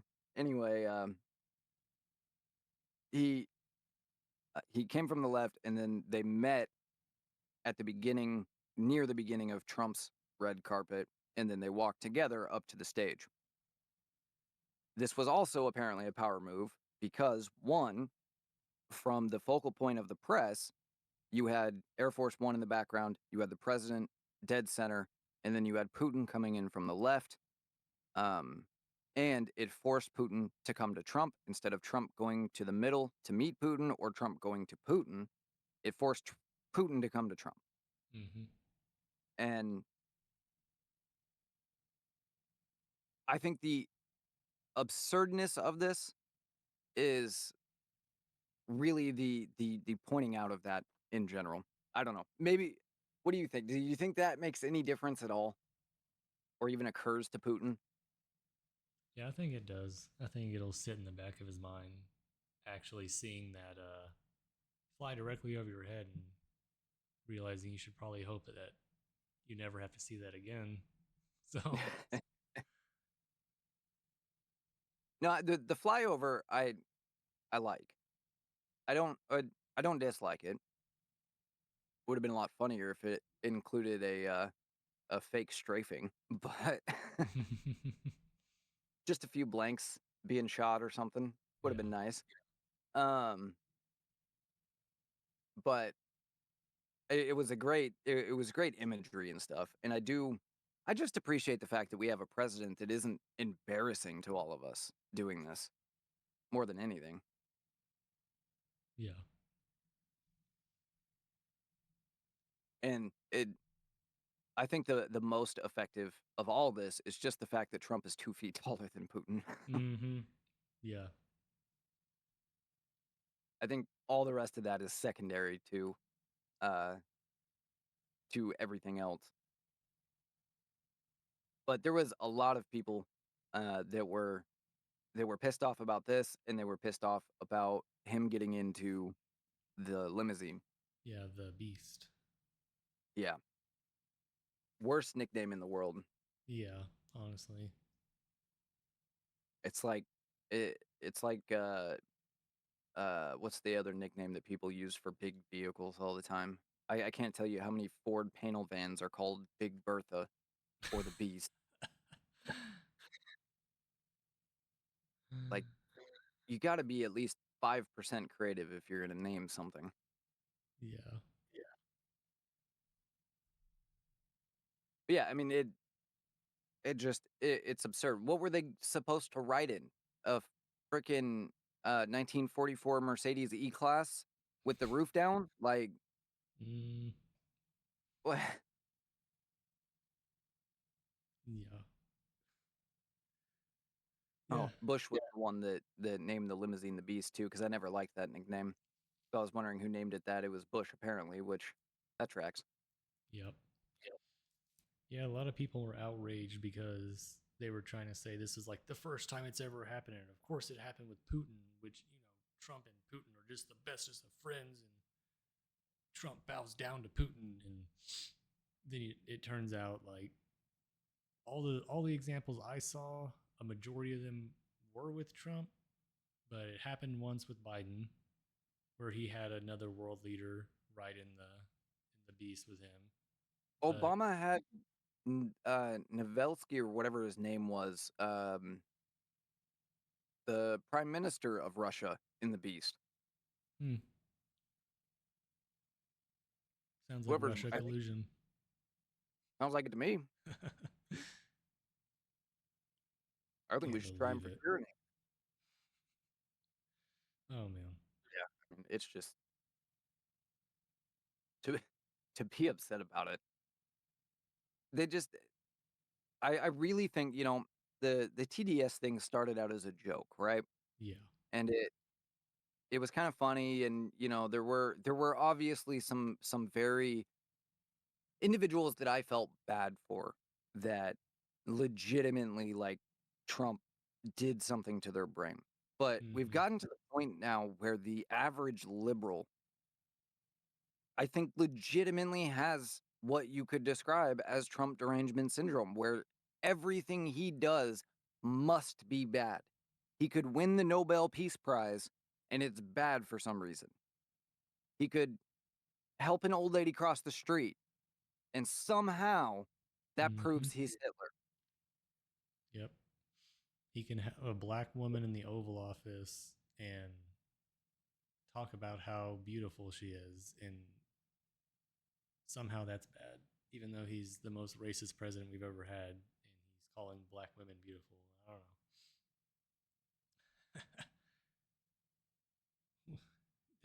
that's what gets me is it's every single thing they find a way to twist it and make it bad. Yep. In a way that is not even close to logical most of the time. Mm-hmm. All Yeah. right, that's all we got for those 3 stories Yep. today.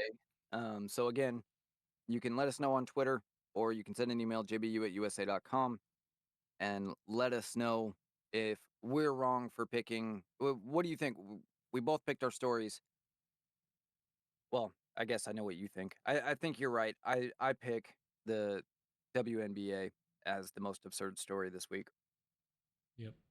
So if you guys think it's one of the other two, let us know. And if we are outweighed by the number that pick the other 2 stories, then I will come up with something embarrassing, or I'll make him sing a song or something. I don't know. Oh. We'll figure something out. We're kind of limited in audio format, but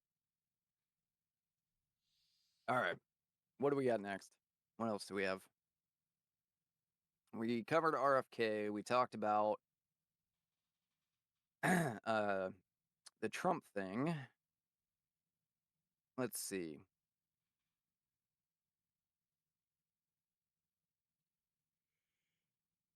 I think because of where we're at, we should just go to our last story here, which is just the general discussion Mm-hmm. on schools being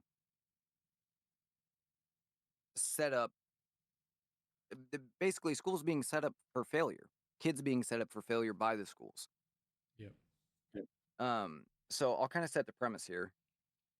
I mean, I guess that's the premise, but we were talking about this the other day about how if we wanted to set kids up, and we're talking about K through 12 here because that is the only thing that is guaranteed for every kid. If we want to set kids up to be the best possible Americans, the best possible students, the best possible versions of themselves, whatever, through 12 years of education, would it look anything like the schools we have today? And we both agreed no. What are some of the reasons you think rather, that like what are some of the failure points that you identify? Um, Um, I guess I'd say it's like the fact that once you get to high school, it all seems kind of redundant. It seems like we're barely adding on, building any kind of stepping up on any ladders of what you just learned K through eighth grade. Once you hit that ninth grade, it all just kind of becomes the same thing over and over again. And then we're just not teaching many life skills anymore. Change a tire, taxes, what it all means, anything like that. Just stuff that you actually need to know as an adult. How to apply to a job, how to do anything like that. Things that, yes, your parents should probably be teaching you, but, there's people like me who didn't have parents to teach them those things. So, well, and even I mean, there's many people with parents that fail to teach them these yes, things too. that too. No, I agree. And looking at some of the things that the schools do wrong, um, it, I don't know that it's so much super redundant, but it's at least 50% of what we require kids to do in high school today, I think is useless. Yeah. And the other 50% is poorly taught. Yes. Um, I mentioned the fact that in math, so I was a little bit ahead in math because we had the ability. A lot of kids in the United States have the ability in seventh and eighth grade to move ahead one class in seventh grade, and then if you're still killing it, you can move ahead one more class in eighth grade in math. And so by the time I got to high school, I was in geometry because I had already done algebra 1 and algebra 2. If I remember that correctly. Or maybe I did algebra 1 and geometry, and then I'm I started with algebra 2 in high school, I think. Um, and everything I did from that point forward, algebra 2, geometry 2, pre-calculus and calculus 1 or calculus 1 and 2, whatever it was, I don't remember exactly. Um, none of that was useful for anything. Everything past Yeah. algebra 1, maybe even just pre-algebra, is useless for not just myself, but 90% of kids. Even people that are going into fields that require a little bit more advanced math than the average person will use on a daily basis, chemistry or engineering, for example. Yes, you do need to know some bits of geometry and all of that. You don't need to know any calculus, I don't think. But you really only need to know like a few certain calculations and stuff. You don't need to know all of calculus or all of geometry. You just need to know how to do um, these certain equations. And so, and even then, why wouldn't you just learn that in college once you know, or Hmm. theoretically know what you're doing, or at least trying to do, or trying to become when you get out of college? There's very few kids in high school that know I'm going to be this when I get older, right? Yep. Very few people in college even know that changing your major is incredibly common. I Yeah. would venture to guess, I don't know what the exact stats are, but I would venture to guess no less than 25% of people change their major at some point after they begin college. You know what? That's an interesting question. Let's check that real quick. I'd say you're pretty dang close. It. I definitely feel like once you get into college, it becomes even more redundant and useless stuff. And It's certainly at the beginning. hmm that's what turned me off of college was that first semester. It was like I'm just in high school again. I was like, I'm it's like I'm going to a different high school. Things are a little more complicated, a little harder, you could say, but it wasn't by any measurable degree. I think the biggest thing that college teaches people is how to competently manage your life more than anything. Mm-hmm. Making sure that you're going to class, making sure that you're feeding yourself and all of these things that some kids just have to learn in the free world. College gives you a little more of a structured way to do that. And I think that's where the greatest benefit comes to students. I don't think that college, I think that modern colleges, of course, most of them are they're certainly not worth the money, Mm-hmm.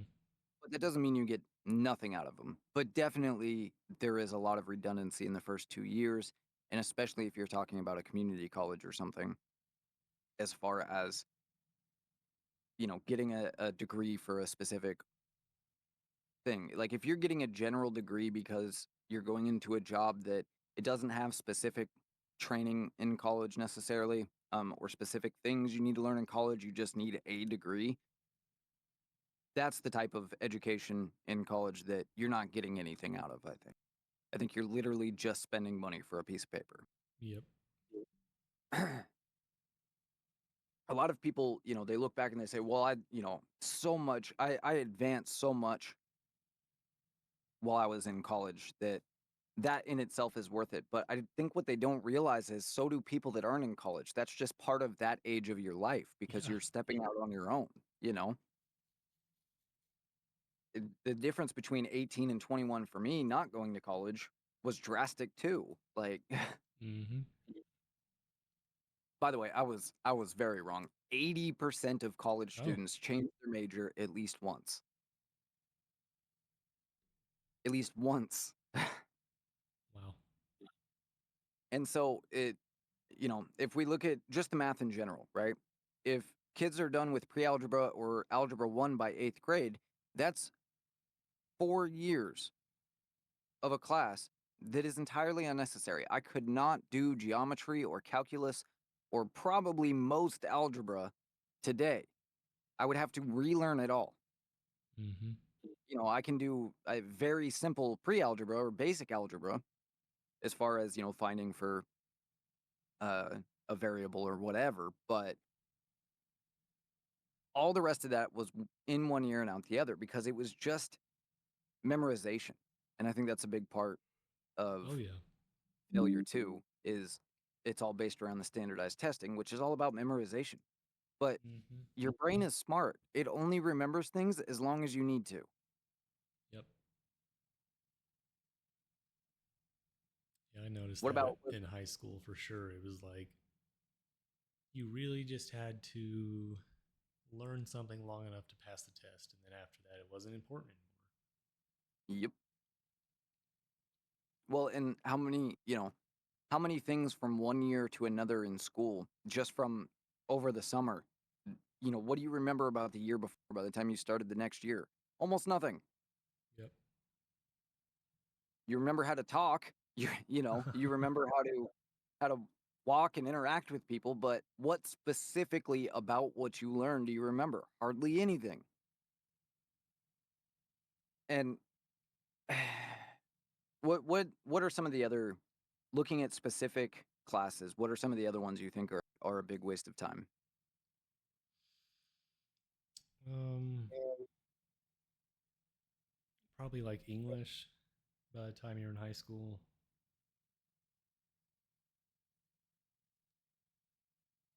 Uh, Science would be more useful if, like you talked about when I had you on that one episode about chemistry and stuff. It, there we don't do as many like experiments and let kids really try out science. Basically, it's more just like book learning when science is really a hands-on thing. Yeah, I think my junior year was the first year that I did biology 1. But everything before that was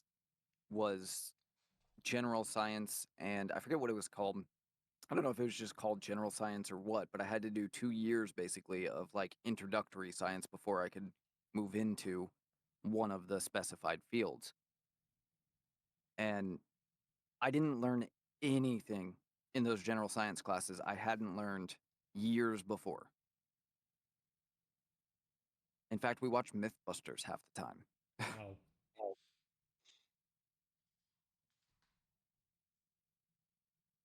And it's all because science is such a large field too. You know, the things that we learned not only were mostly rehashing of stuff I had learned in elementary school, but it was also uh so narrowly specific when we did like a certain project or whatever. Like the I don't know. I'm trying to think here. The mating habits of the Pacific Northwest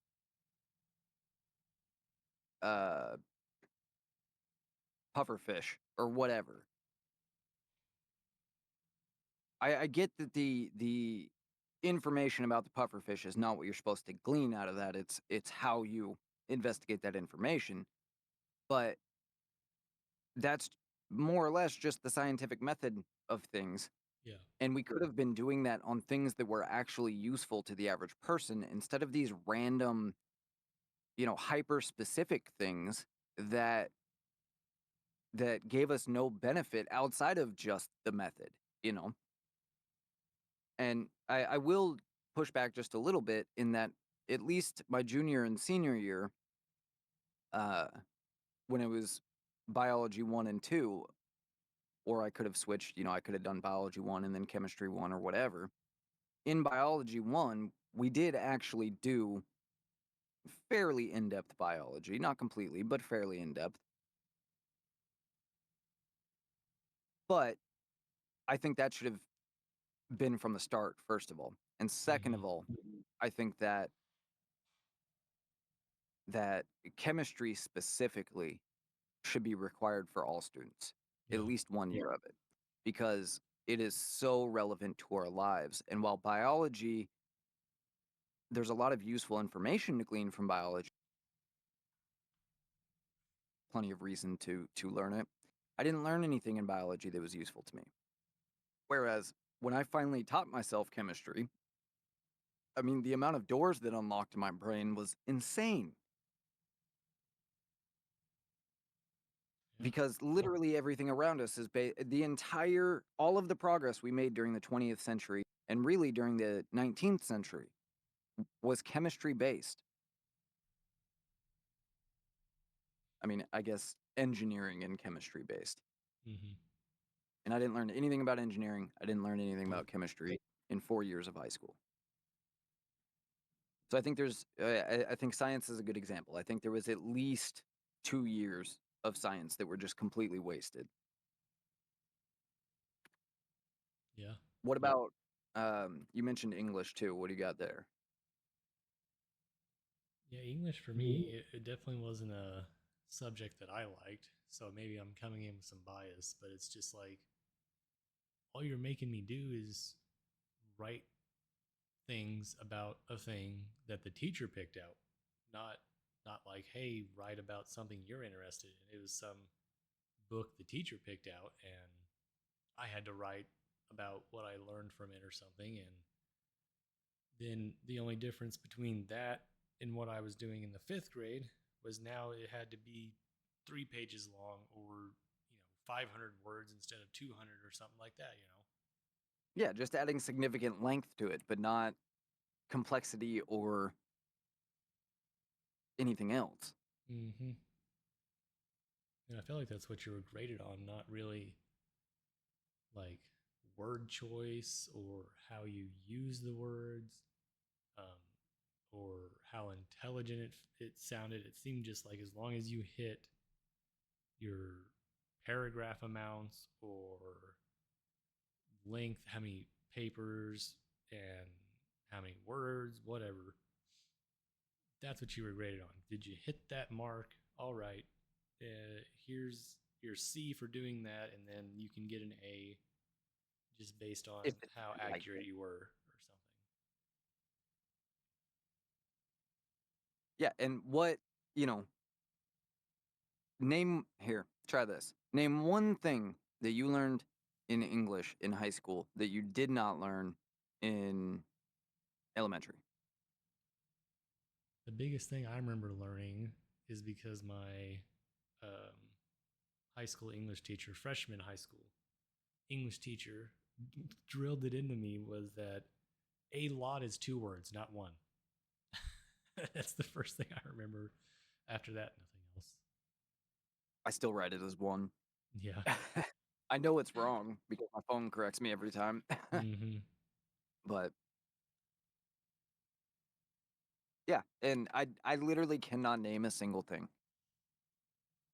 I'll tell you what I learned from English, actually. I did learn something very important from my first either year or 2 years of English in high school. And that is there are a lot of, what would the word be? Ironically, I probably should have learned it in English. Um, there are a lot of pretentious and self-serving teachers. Yeah. My point is, my uh, English teacher was a dick. He was everybody's favorite teacher. Of course, every high school student's favorite teacher because he was cool. Um, turns out that he liked to get drunk with students and Mm. hit on teenage girls. That's why he was cool. But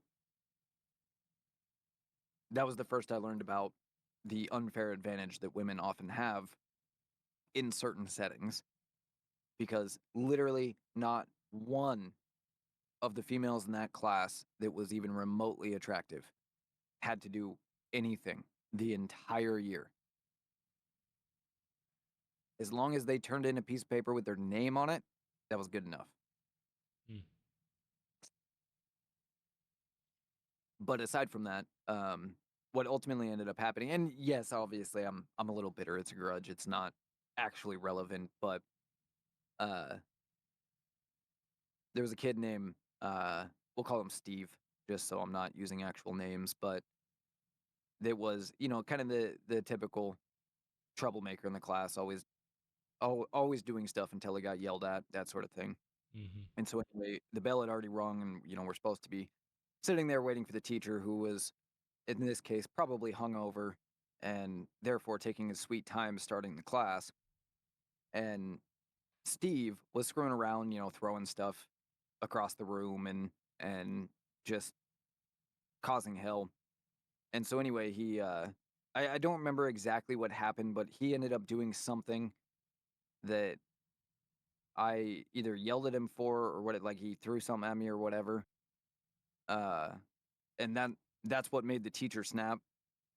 And so then I got fucking screamed at Mhm. because of whatever he did. And then what that didn't make me that mad though. I mean, stuff like that happens. It annoyed me, obviously. I was mad about it at the time, but whatever, I shouldn't have yelled or whatever it was I did.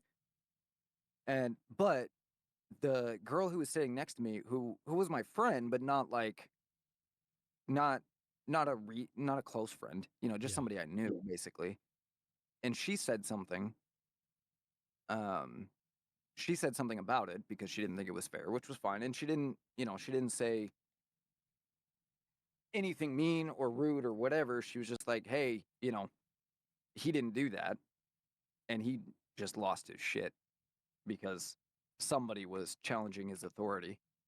And uh that is what pissed me off, because he ended up going on a tirade and cussing out everybody in there, and he went off for 30 minutes. I was like, "Yep, okay, done with this class. Like, this is just ridiculous." But we had a project where we were supposed to write an essay arguing a a perspective on something. We could pick Mhm. anything we wanted to, but we had to debate the teacher essentially. Mm.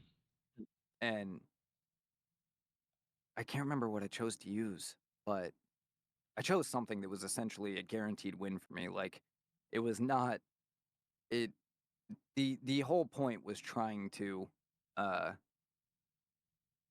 trying to get under his skin, because he claimed that nobody was going to be able to out debate him. And debating was something I loved to do as a kid.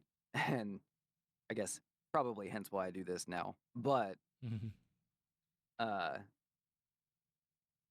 ever since that day until the day that he snapped like that, he his attitude towards me like completely changed, because he was pissed that I made him look stupid, Yeah. basically. I mean, I didn't make him look stupid, but he had and that's what I was trying to get at the beginning, was like that was my first understanding that adults can still be petty children.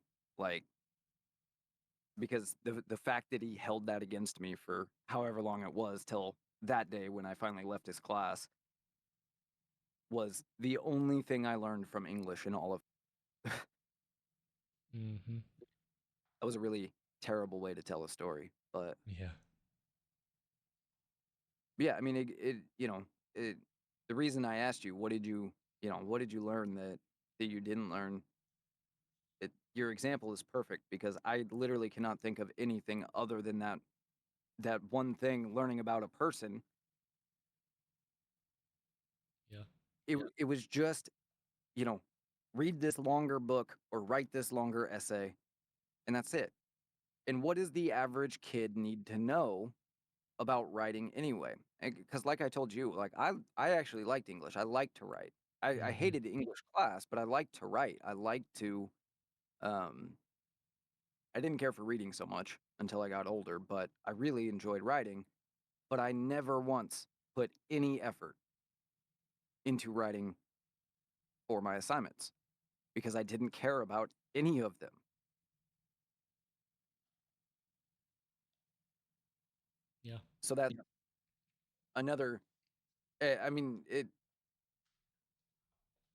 maybe the way to pose this to the audience as far as English is concerned is, what is a child missing at eighth grade that they need for adulthood as far as English is concerned, as far as Hmm. being able to write a letter, as far as being able to speak English or have a sufficient vocabulary. What is missing? Because at least not remembering anything in particular, I don't think there's anything, but if there is, it's certainly not something that warrants 4 years of more English class, you know? Yeah. What, uh, what other classes do we have? What about sex ed? I didn't have that in high school. Oh, yeah, you're in Oklahoma, Hmm. huh? I had it in middle school, sixth grade. We had it, and then after that, we Okay. didn't anymore. Yeah, we didn't have it in middle school, we only had it in high school, and I Hmm. think that high school is probably the more appropriate place for it. Yeah. I don't know. I mean, I guess kids were having sex in middle school too, but really not as many as you would think, at least not at that time. Not any that I know of. All of them were claiming they did, but Hmm. realistically, there were not too many. Of course, I say that, and I know a girl that was pregnant in 12th grade, 5th Oh grade, yeah. but There was a girl that was. I was in the eighth grade, and there was a girl that was in the sixth grade that got pregnant. That's yeah, the only thing I yeah. remember. But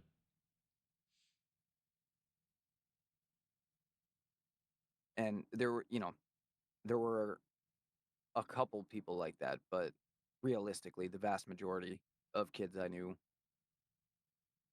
didn't start having sex till high school and usually later in high school.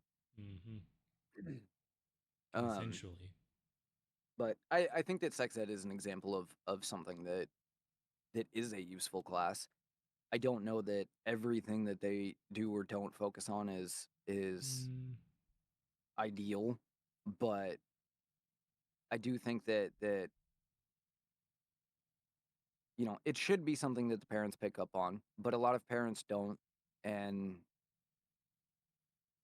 I don't know. What do you think? It sounds well, like you guys disagree a little bit.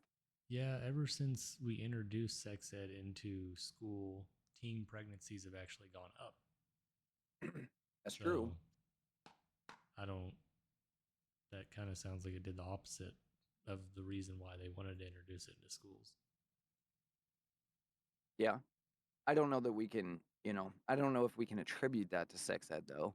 I mean, maybe Yeah, there's a. maybe maybe we can to some degree. Yeah, I'm not sure on the data if it was directly attributed to it, but I don't know. As I get older, I realize when I took sex ed, it was kind of That you cut off. pointless. Oh, um, whenever I took sex ed, it seemed pointless. Now that I'm older, it seemed uh, at that age, I could see maybe in high school it would have been more necessary, but when I was in the sixth grade, it seemed like this was something I definitely didn't. Because what they taught me was like it's okay to have sex, but do it safely. Yeah, and I And don't like I yeah, don't like the encouragement aspect that a lot of places go with. now that I'm older, I'm like I shouldn't have been being encouraged as a child to be having sex. No, and that's actually kind of interesting. It's interesting to me that, especially because the perception is that conservative areas fought sex ed completely because we shouldn't be teaching kids about sex, even if they're doing it. Whereas liberal areas, the idea was we have to teach them because they're doing it. Where ironically, I didn't have sex ed till high school, and you had it in 6th grade, and they didn't necessarily encourage it for me. Instead, they tried to use the scare tactic method, which mm, was wholly useless. yeah. Yeah.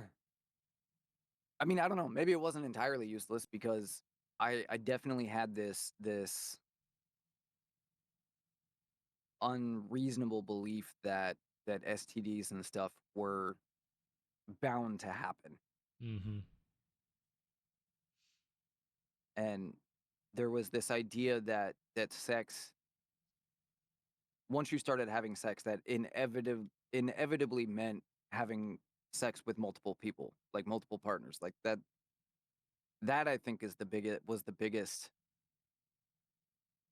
There was no mention of the fact that you could avoid all these problems, except for pregnancy, which you still have to worry about, by just not being a man whore Mm-hmm. or a whore in general. But yeah, I think that I do think that there is some relevance to that, but I think that not enough. It was already like a half period. It wasn't a full class. It was like a 30-minute class instead of an hour. Yeah. And I think we only had to take it for 1 year. But really, it could have just been like a part of another class or something like that because it just wasn't the vast majority of it. Like, unless I was going to become a doctor, I really didn't need to know, you know? Mm-hmm. I do think, and this is another thing that's interesting. I went to a private Catholic school for a number of years in elementary school, particularly middle school. And the only place that I ever learned about pregnancy and birth was at the Catholic school. And Hmm. we had to watch a video of a woman giving birth too, Dang. which I could have done without. But I don't think there was anything wrong with it either. I mean, it's part of life, you know. Yeah. Um, and I think that there was some value in that. And so I guess in the sense, I mean, that was kind of at least partially sex education because obviously we learned where babies come from. Not that all of us didn't know it by that point, but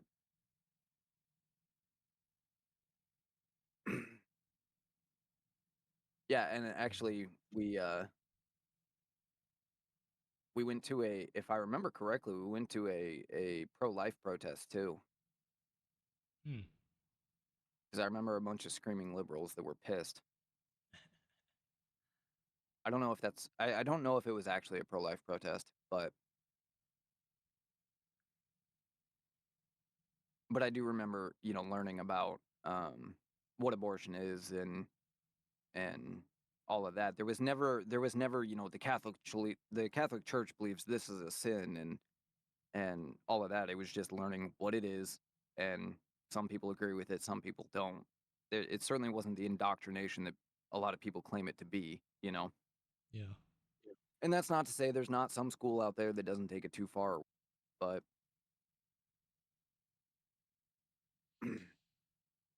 anyway, um, what else is there? I mean, by far, I learned the most out of shop class. I know that. Yeah. We didn't have that. Not just not just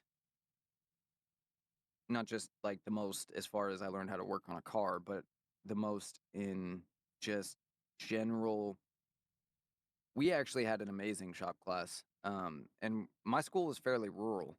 Uh, it was, I don't know. Let me see how many students it was. I don't want to say what school it was, but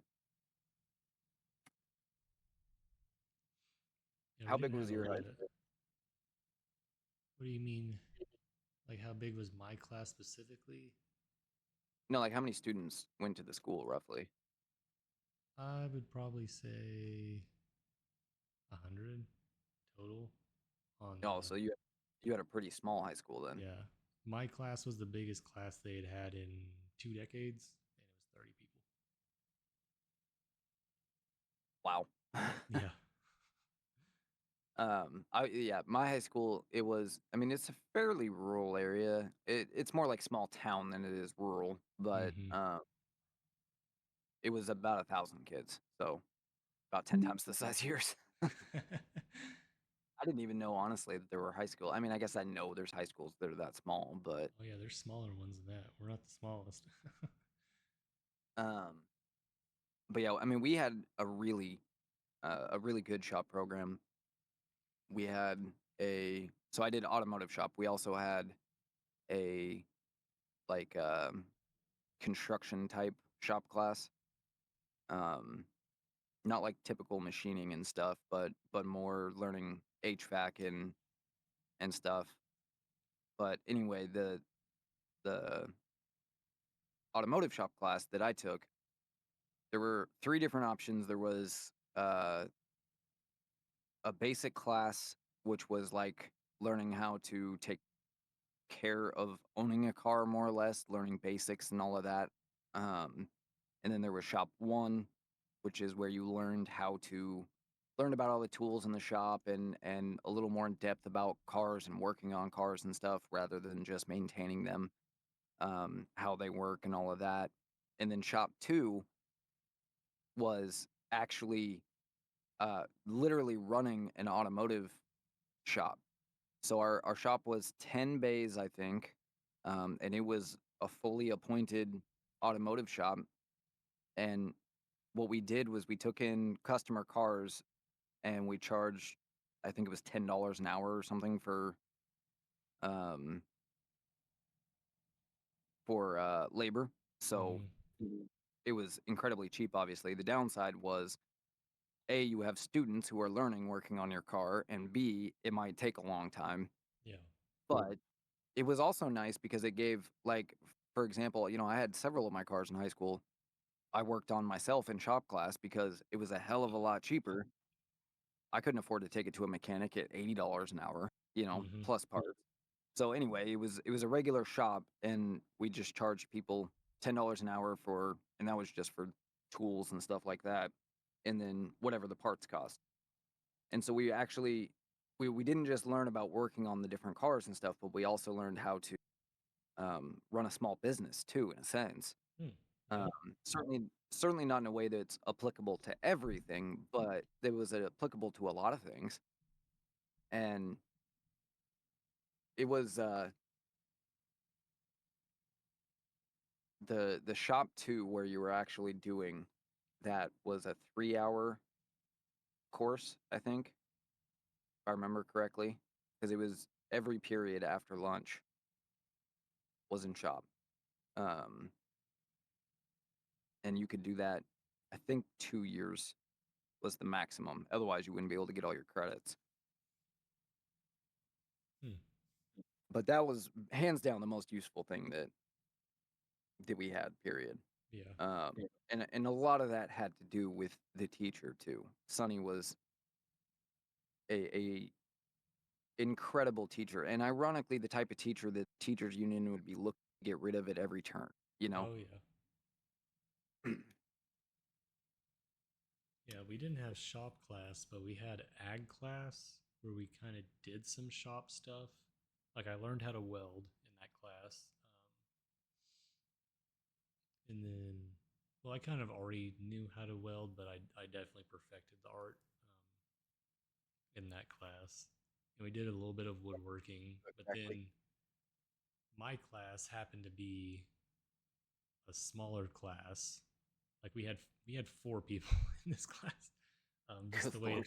it fell. Um, Yeah, and so we would go with the ag teacher because he was also the FFA director. Um, so most days of that class we spent driving all over town, um, in the countryside and everything, checking people's cows and pigs and chickens and whatever they had, goats and everything. So that checking up, was like taking care of them, or like going in and like checking in on them and see how they're doing.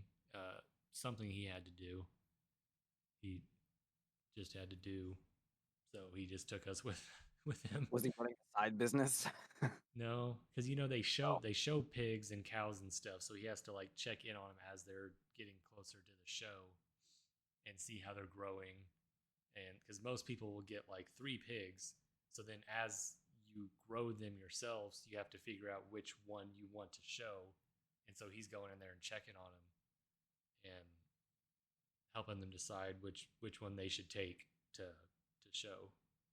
interesting. Okay. We had learned some small stuff, like that's how I learned um, cuts of beef. I learned um, I kind of learned a little bit of land surveying. Learned a lot of just random niche stuff because we were such a small class that he kind of just like did everything with us because we took it because it was a small school, as I said, and we really only had a very small amount of electives to choose from. So it was like you kind of just had to take it. Right.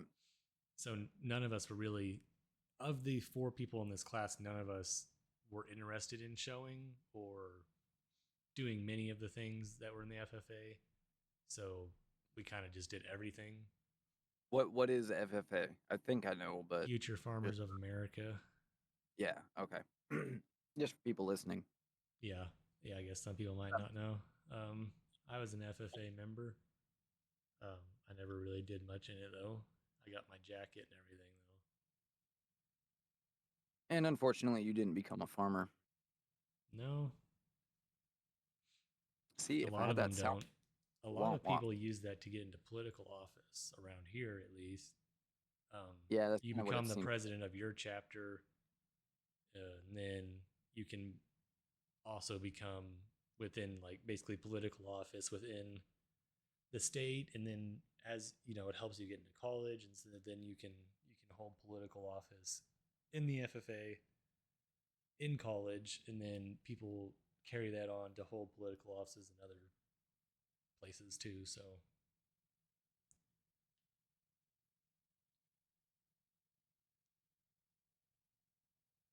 That's interesting. What about foreign language? we didn't have to take that in high school. It was an elective, but we didn't have any teachers that taught it. You just take it online, so you could choose any language you wanted if you did want to learn one. That's kind of cool. But it would just all be online. See, and that's another one. We had to have, I think, 2 credits or maybe one full credit. I don't know, because I know I had to take 2 years of sign language in order to be done with it. Hmm. And like, uh, I maybe there was something I could have substituted, but I'm pretty sure we had to have 2 full years of it. Um, and it just, I do know I know enough sign language that I could communicate with a deaf person in an emergency, but that's about it. Mm-hmm. And I would have to tell them to stop and repeat themselves many times. But it's just one of those things like, again, why?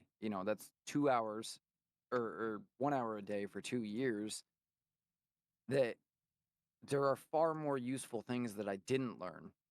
And same thing, I could have taken Spanish too. That was the other option was Spanish. And I just, while there was certainly more utility to Spanish because of the illegal immigration problem we have, that's not really a good reason. Yeah, I We, always we should noticed that fix too in school. When I was in middle school, I had to take, I think it was just in the sixth grade, I had to take a full year of Spanish, but after that, I wasn't required. And they were all like, "You need to learn it because of the amount of Mexican people that are coming here." And even at that age, I was like, "Why don't they learn English?" I was like, "Why am you forcing me to learn Spanish? They should be learning English. You're coming to my country." Yeah, yeah, it's insane. Um, and that's not to say that you can't learn Spanish or that it's not a good idea necessarily, Yeah. but I tell you what I do like, and I tried to get my son into, but there wasn't any near us. There are some classes, well, I do and I don't like it. There are some classes where the teacher is bilingual and they start at a young age teaching the class in a bilingual manner. Mm-hmm. I prefer that method of teaching them a different Mm. language because it makes it much more natural. It doesn't take away any time as far as having to take a separate class, especially if you start doing that and stay doing that. But I don't like the idea of further helping people not assimilate, you know. Yeah. It's not our job to assimilate to other cultures. It's other people coming here's job to assimilate to our culture. Mm-hmm. There's a lot of there's a lot of reasons for that too. It's not just about, oh, I don't want to learn a language. I mean, we see a lot of the negative impacts of that currently. Britain definitely sees the negative impacts of that. Mm-hmm. Um, Yeah, I learned Spanish much quicker and more effectively for my time working in the illegal immigration prison than I ever did in the schooling. did you? Mm-hmm. It's all That's gone interesting. now, but I used to be fluent enough. Basically, like you said, I definitely could, in an emergency, help someone out. or it started to be like whenever you are in Walmart or any public place and you hear someone speaking Spanish, it you kind of start recognizing it and get the gist of what they're saying. Right. I'm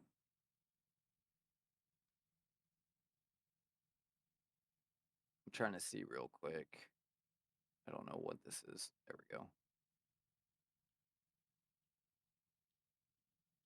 State course credit requirements. I'm trying to see if there's anything else that we're overlooking that's obvious. I don't need to know the number of credits. I need to know what the options are. Oh, okay. What about arts? Did you take music or art? Took music freshman year. After that, I didn't. I don't think I ever did my art credit because I put it off till my senior year and then I just never did it. um, but yeah, I mean, I had zero interest in art whatsoever, and I don't know what the advantage to me learning either music or art would have been. Yeah, Like, I can't think of one. Like, I liked art in middle school. I wasn't very good at it, but I did like the class. But I think it's like you said, my middle school art teacher was a very good teacher, and I think that's what did it. It wasn't the fact that I just inherently liked art or drawing and painting and stuff like that, but he definitely made it fun. So in general, I've found that art and music teachers are terrible teachers, and that's not to yep. say they're terrible people. That's not to say that they don't know their stuff, but they're bad at running classrooms, is what I Mm-hmm. mean. Because my art teacher in middle school was pretty good as well, but she could not run the classroom for anything. And 9 times out of 10, we sent back to our regular class to get scolded by our teacher for not listening to the art teacher. Yep. I should say 9 times out of 10, but very often we never got done what we were supposed to for that reason.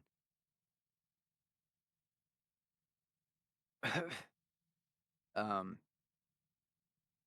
and then yeah, I mean, what what might have got what I think would have been more useful and might have got the couple times that I did care about art was making up extra credit because with the extra credit, I generally got to do whatever I wanted. And there were a couple art projects I did. They were also in middle school because again, I think I avoided it in high school. I don't remember doing any art or music, but um I liked making like physical or three-dimensional things. One of the extra credit things, or maybe it was an assignment, was building your ideal school. Um, and so I made, out of cardboard and dowels and whatever, I built a school um, that probably is still on display at that school now because I spent so much time on it. Hmm. Um, I made a edible Christmas one year with sugar cubes and powdered sugar and uh, all types of different candy and stuff. We used like Sour Patch Kids for people and stuff like that. Dang. And those projects stick out because those are the only ones I ever put any effort into. So I think that like had there been an option to learn how to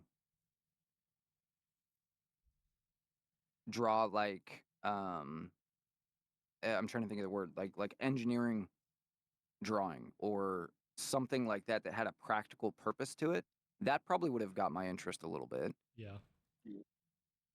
So it wasn't so much, it's not so much that I don't think that there's any use to art or music, but if the kid's not interested, there maybe it's just the way that it's done. For example, my son he loves music. That's the only thing he does at school. He's in high Nice. school right now. Only thing he does, and he's excellent. An amazing drummer. I mean, it was just something that he picked up and was really good at. Um, caused a lot of problems with the neighbors, but Mm. uh, but he's very, very, very good at it. Something I still to this day I can't do. I have no rhythm whatsoever. Yeah. But um, so it's not that I don't see a value. It's that I think the implementation is terrible and like forcing kids to do music, for example, because I guess just because, like, I wasn't getting anything out of that class because I had no interest in being there. Mm-hmm. And again, with art, I would have gotten something out of a certain type of art class, but I got pretty much nothing out of a general art class. What about your history and social studies? And then we can wrap it up here. But Yeah, yeah. we first semester of high school was Oklahoma history. Then the second semester, I don't even remember. I know it was history, but after that year of high school, that teacher quit. But did we end up doing even? Yeah, then we got a new history teacher, and he was pretty cool. And I think it was just general American history. I definitely don't remember much from it though. Yeah, I think that if I remember correctly, we had world history.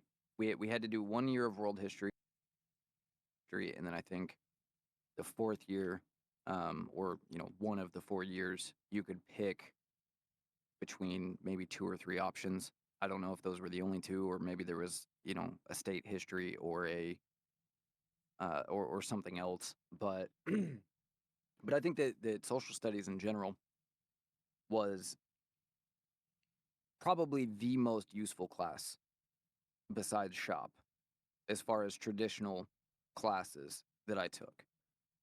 And while I think that a lot of stuff was wrong and missing from US history, for example, like we learned almost nothing about the Bill of Rights and how our government works and those sorts of things, which Mm-hmm. should have learned. We learned about all these meaningless dates and things like that. Um, and like what people wore in the 1700s. Like, who gives a crap? Yeah. It doesn't. It's not helpful. But anyway, it because it was combined with. I mean, trying to think. I can't remember the word, but it was combined with some other things. That's why they call it social studies instead of history. There was more utility to it, and I think that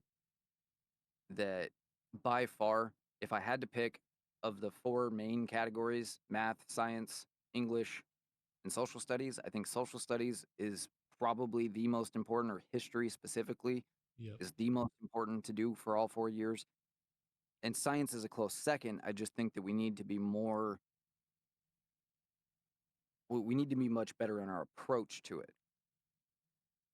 You can only relearn the scientific method so many times. Yep. And for whatever reason, here in the Northwest, the science was always based around stuff here in the Northwest. Like it's salmon, especially. For whatever reason, there was this like science fetish with salmon. I know more about salmon than any other animal on the planet, and not because I wanted to learn about salmon. And like, I don't think that there's anything wrong with we live in the Northwest. Salmon is a big part of the economy and the history here in the Northwest. It's a big part of what brought people to this area and stuff. And they have a unique life cycle compared to other fish and other things because they go from freshwater to saltwater and they die after spawn and all of that. So it's not that I don't think there's some value to learning those things that are specific to your area and all of that, but it was literally like a part of the focus of science every single year from kindergarten through 12th grade. Which again, if I was going to be a biologist or something, may be helpful. But for the average kid, there's so many other things that we could have learned that would have been so much more useful. And the only things I remember about science are the things that we did hands on. Like those are the only things that stand out as far as actual useful knowledge to myself.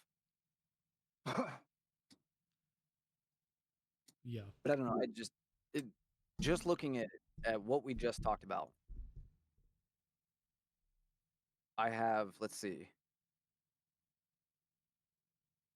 4 hours, 3 hours a day for 4 years of just entirely wasted time in a conservative estimation. Um, 3 hours out of 4 years. So 3 hours a day, three classes a day that were just entirely useless out of that 4 years that could have been spent on some of the things you talked about at the beginning, on life skills, on morals, on taxes, on, you know, politics and the way our government works and the way people get elected to office and why you shouldn't trust what the hell a politician says and, you know, all of these different things that are incredibly important. How to buy a house, how to get a loan, how to buy a stock, What is a why you credit shouldn't score? buy individual stocks. What was that? What is a credit score? What is a credit score? Exactly. All of these things that practically apply to everybody that you don't even, most kids never get and either have to learn the hard way as adults or just never learn it in general. Mm-hmm. And it it's a shame because we have that opportunity to set our kids up and set our country up to be the best in the world. And we just choose not to. And there doesn't seem to be any good reason. Mm-mm. Uh, Unrelated to anything in general, the average high school requires 24 credits out of a kid. Maine only requires 11, Hmm. and Wyoming only 13. Interesting. Yeah. That's weird. And yeah, see, that's the other thing too is if we're going to waste that much time, that's 3 hours a day for all 4 years, but that's also 6 hours a day for 2 years, which means everything useful that they learn could be condensed into 2 years, and kids could be done with high school at 16. Yeah. Eh, And maybe we should look at it that way. Maybe kids should be done with math, science, English, and history at 16. And then instead of high school being what it is today, maybe high school could be a 2 year program where it's much more tailored to becoming an adult than it is traditional education or something along those lines. The options are almost limitless, but I, th- I think that most Americans agree at this point that there are there's something fundamentally and inherently wrong with our education system that Mm-hmm. isn't going to be fixed by more or less funding, and it isn't going to be fixed by more teachers or less teachers or paying teachers more or whatever. We need a fundamental change.